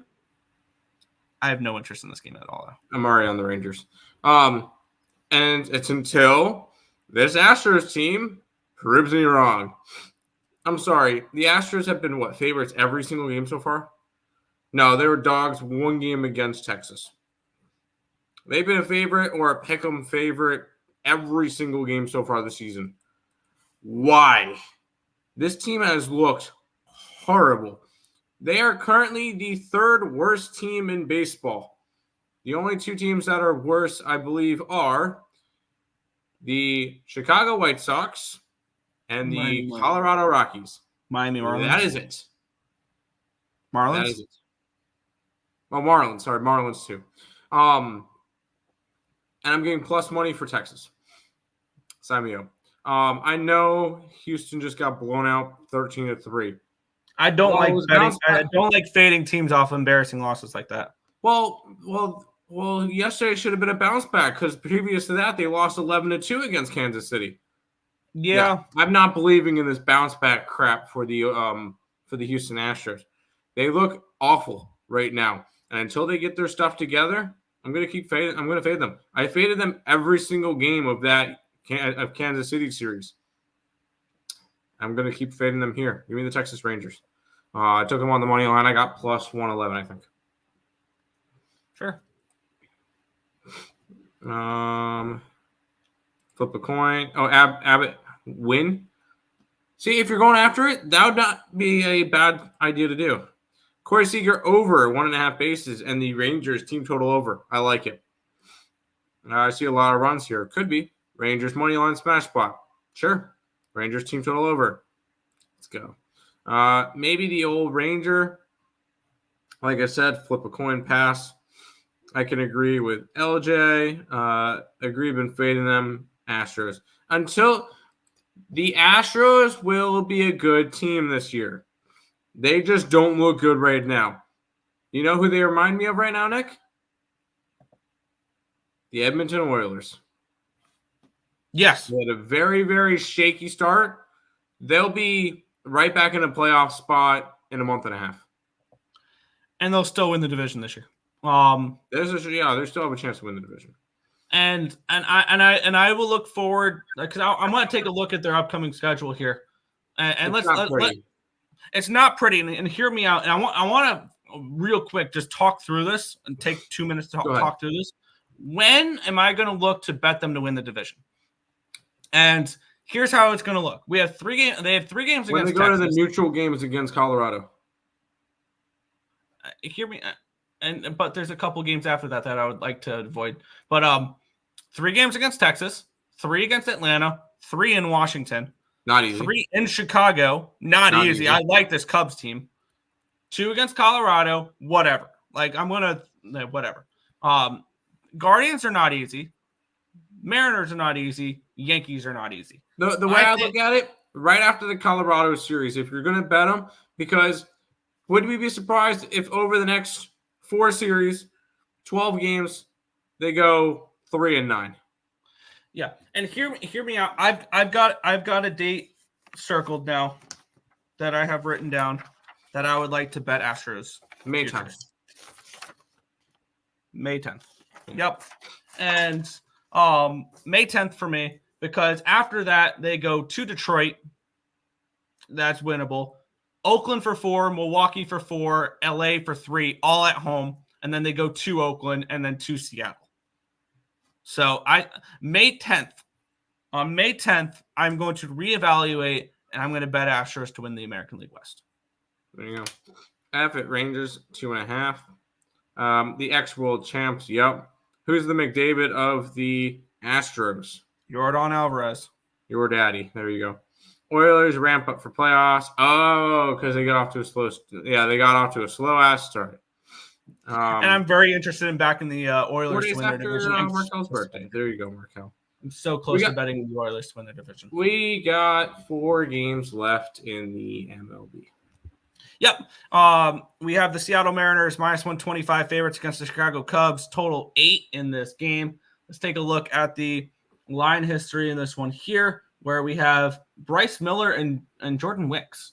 Wicks has been a nice, pleasant surprise. Line opened up at a 110. It's up to a 116 now for Seattle. Line opened up at a 6 at -105. It's my bad, 8 at -105. It's now 8 at -110. Now it's an 8 at -105. We've had a move towards the under. We've had a move towards the Mariners in this game here. And we have 76% of the tickets, 97% of the cash on the Mariners, the line moving towards them. So the line move makes sense for the Mariners here. 67% of the tickets are on the over as well. And let's take a look at the pitching matchup here, where we have Jordan Wicks and Bryce Miller. Wicks has faced 2 really solid lineups to start the year. Granted, he only went 4 2/3 in 4 innings. He gave up 2 earned runs on 5 hits, 3 walks, and 6 strikeouts against the Rangers in 4 innings pitched. And he went up against the Dodgers, gave up 2 earned runs on 6 hits, 1 walk, 7 strikeouts, and 4 2/3 on April 6th. So he looked decent against the Dodgers. Against that lineup, only giving up 4 2/3. Only giving up 2 earned runs. Not bad.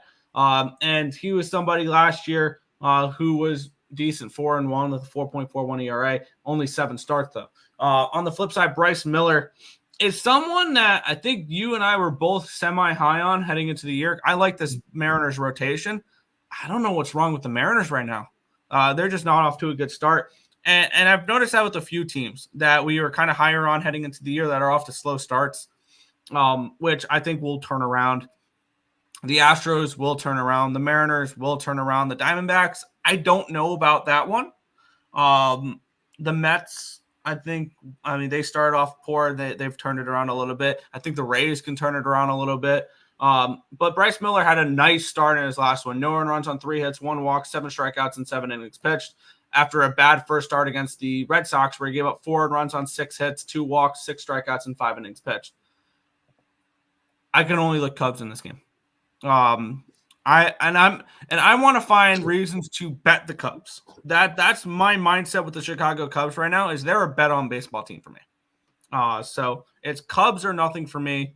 It's nothing at the moment. This game goes off at 9:40. Maybe I add the Cubs if today goes a little bit good. But it's Cubs or nothing for me. I kind of want to say I was high on Bryce Miller coming into this season, and he's been all right. He had the bad start against Boston to start off the year, which I had Boston in that game. And then he had a solid start, no earned runs, 3 hits, 1 walk, 7 innings, 7 strikeouts versus Milwaukee. So I do like Miller. I do think he's going to have a solid year. Jordan Wicks and this Cubs team, I like this Cubs team, okay? I think they're going to be a solid team this year. Wicks is just going to be one guy that eats up innings. He's going to go 4 to 5 innings. He's allowed 4 earned runs, 4 walks, 11 hits, 13 strikeouts, and 8 2/3 innings and 2 starts. Is it something I need to get to? No. I think if I look at my card, I have plays on the last 2 games of the card, and then that'll be pretty much it for me for baseball. This one and then the next game I don't have anything in, but this should be a fun game though. 2 teams that I really like coming into this year. Yeah. Yes, Nick. Also keep in mind, Astros are injured. 5 starting pitchers are on the IL. Yeah, that's why they're off to a bad start, and that's why I have no concerns over the Astros. And I mean, neither do the books, because we've seen their futures have moved nowhere. And I'm hoping that they continue to struggle a little bit, so I can get a better number on them. So I can get better numbers on their futures and things along those lines. Because I'm going to look it up real quick when you continue going over the chat. But I would like the Astros are still plus 750 to win the World Series, which is the 3rd best odds behind Atlanta and LA. They are the favorites to win, tied for the favorites to win the American League with the New York Yankees, and they're still plus 110 to win the division. The books have moved nowhere on this team. I don't blame them. I don't blame them either. Can see that. Massive baseball card today, yes. And hi, Nicholas. How you doing? We've got 3 games left, Nick. Yeah, and This one may be one of my more controversial takes, I think, of the year. I don't think the Diamondbacks make the playoffs. I remember that was and so far they're not off to a good start. This line opened up at a 115, though. It's up to a 124. So we've had a move towards the Diamondbacks in this game. Line opened up at a 120. It's up to a 125 for the over 9. So we've had a 5-cent line movement towards the Diamondbacks, or towards the over, and we've had about a 6-cent line or a 9-cent line movement towards the Diamondbacks here. But when you get 89% of the tickets, 95% of the cash on the Diamondbacks, it makes sense that the line moves towards you. Public all over them there. Steven Matz and Brandon Pfaadt is your pitching matchup here. And we have nothing on the total. Nothing on the total at all. Steven Matz has looked really good to start the year. He faced the Dodgers, went 5 1/3, gave up 2 earned runs on 5 hits, 2 walks, 3 strikeouts, and 5 1/3. And he went up against the Marlins and shut him down. 5 innings of no-run baseball, 4 hits, 1 walk, 3 strikeouts.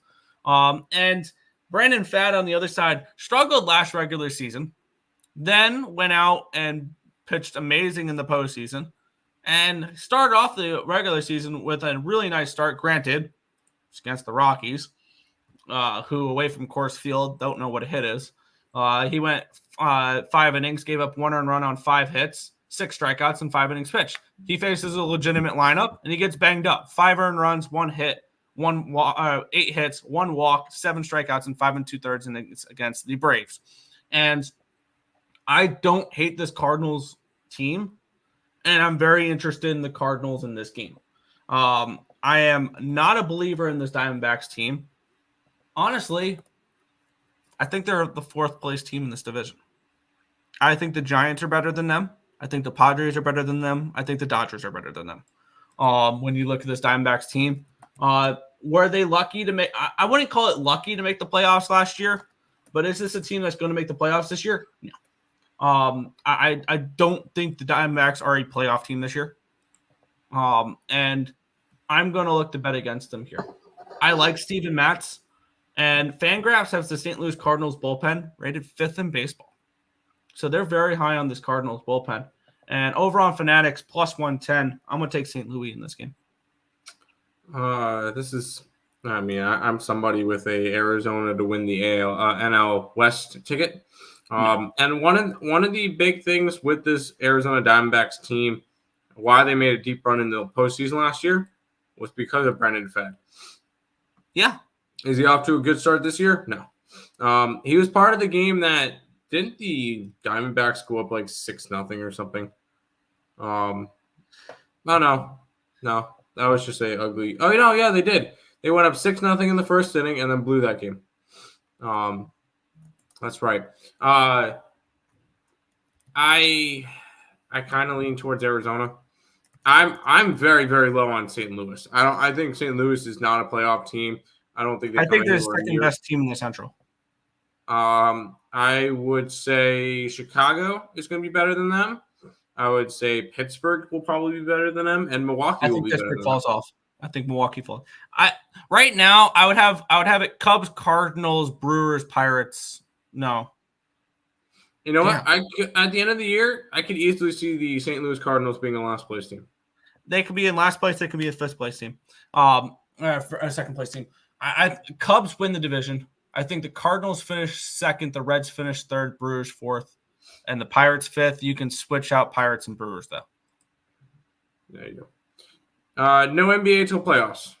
No NBA till Orioles playoffs. For the World Series. What are we doing here? Yes, Orioles for the World Series. Just like Tiger Woods is going to win the Masters. No. Okay. All right, Nick. Main event of the evening. Oh, yeah. This is the best game of the day right here. The Oakland Athletics. All right. Let me get myself ready for this one. The Oakland Athletics are minus 140 in a baseball game. If you're wondering, they were not favored this much any game last year. Also, I think this Oakland A's team this year is significantly better than last year.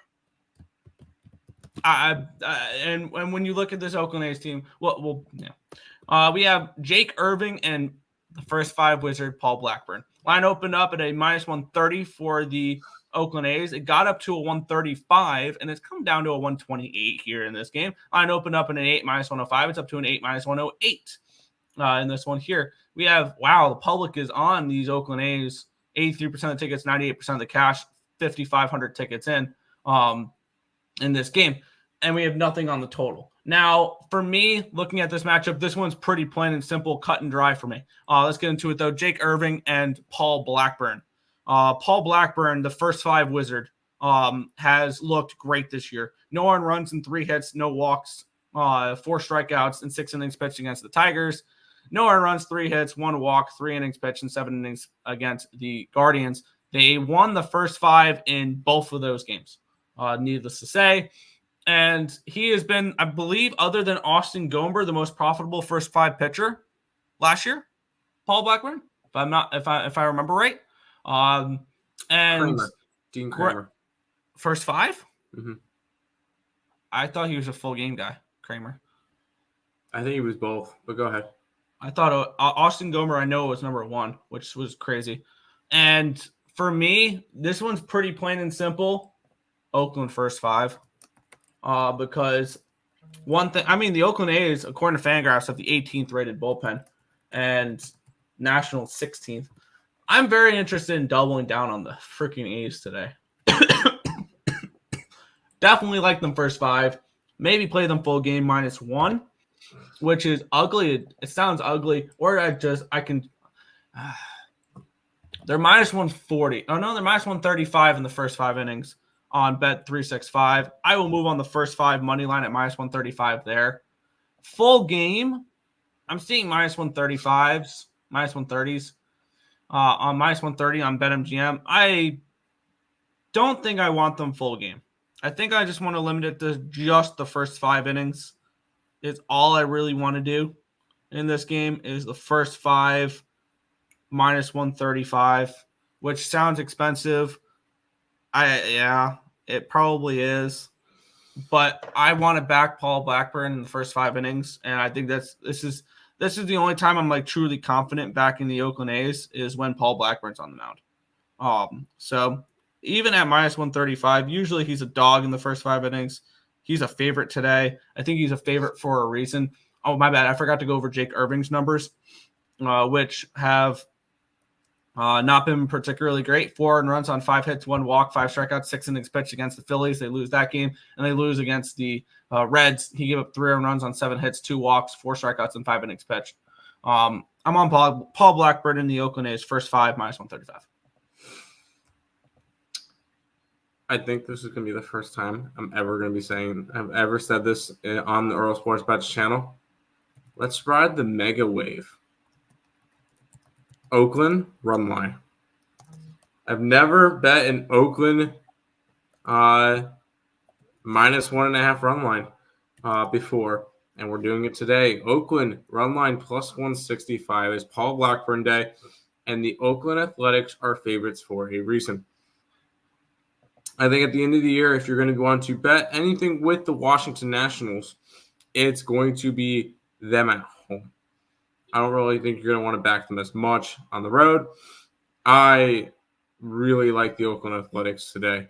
And, run lining it. We got 165 on the site. I was able to find 168 on Bovada. Oakland tonight, Nick. Ride the mega wave. And there's also one. I also want to give a little shout out to one player in the lineup that if I were to be playing a player prop, Zach Geloff has been preparing to cover off the ball. You can get him over 1.5 runs, hits, and RBIs at -110 on ESPN Bet. I think that's a good look as well. If you guys are interested in player props, you can get him over 1.5 bases. I'm seeing around +130. So that's just something out there. If you're looking at player props, Zach Geloff. Ride the wave. I love it. The way. Las Vegas Athletics, A's, the first 5 Wizards. Yes. Mets to get 80+ wins went from -105 to -130. Athletics at over 62.5 is -110. They were 57.5 to start the year. I said the Oakland A's were going to win 60 games this year. Yeah. So, and I like this game to end the night, Nick. Yeah. And I mean, you guys know where I'm going to be for this game, but let's get into it. And it's not a side. It's not a side. It's probably the over. We have the LA Dodgers and the San Diego Padres. Line opened up at a 205. We're seeing 185s now. Line opened up at an 8.5 at even money. It went down to an 8. It's up to an 8.5 though. Now at minus 125. So we'll move towards the over and a move towards the Padres in this game. Maybe saying that Yamamoto gets hit up again. We have 11% of the tickets and 88% of the cash on the Padres here. 10,632 tickets in. No cash flow on this total in this spot here. And I'm going to be on the Padres money line because you guys know I fade the Dodgers every single game. And I can get the Padres plus 165 here. I bet 365. I will be on that. And I'm also interested in either the full game over or the Padres team total over. Padres team total over is 3.5 minus 110. The full game over is 8.5 at minus 120. Also on bet 365. I'm going to move on the full game over as well with the way this line is moving. Because it's not a hedge, but if the Padres were to lose this game's going over the total. So I see the Padres putting up runs in this game, and we know the Dodgers can put up runs as well. So I'm on the over 8.5 at minus 120. I'm also on the Padres at plus 165 in this game as well. I'm on the over. I think that Yamamoto gets hit in this game. He faced them in his first ever start in the majors. That was in Korea, and he got smashed. And I can see them doing the exact same thing today.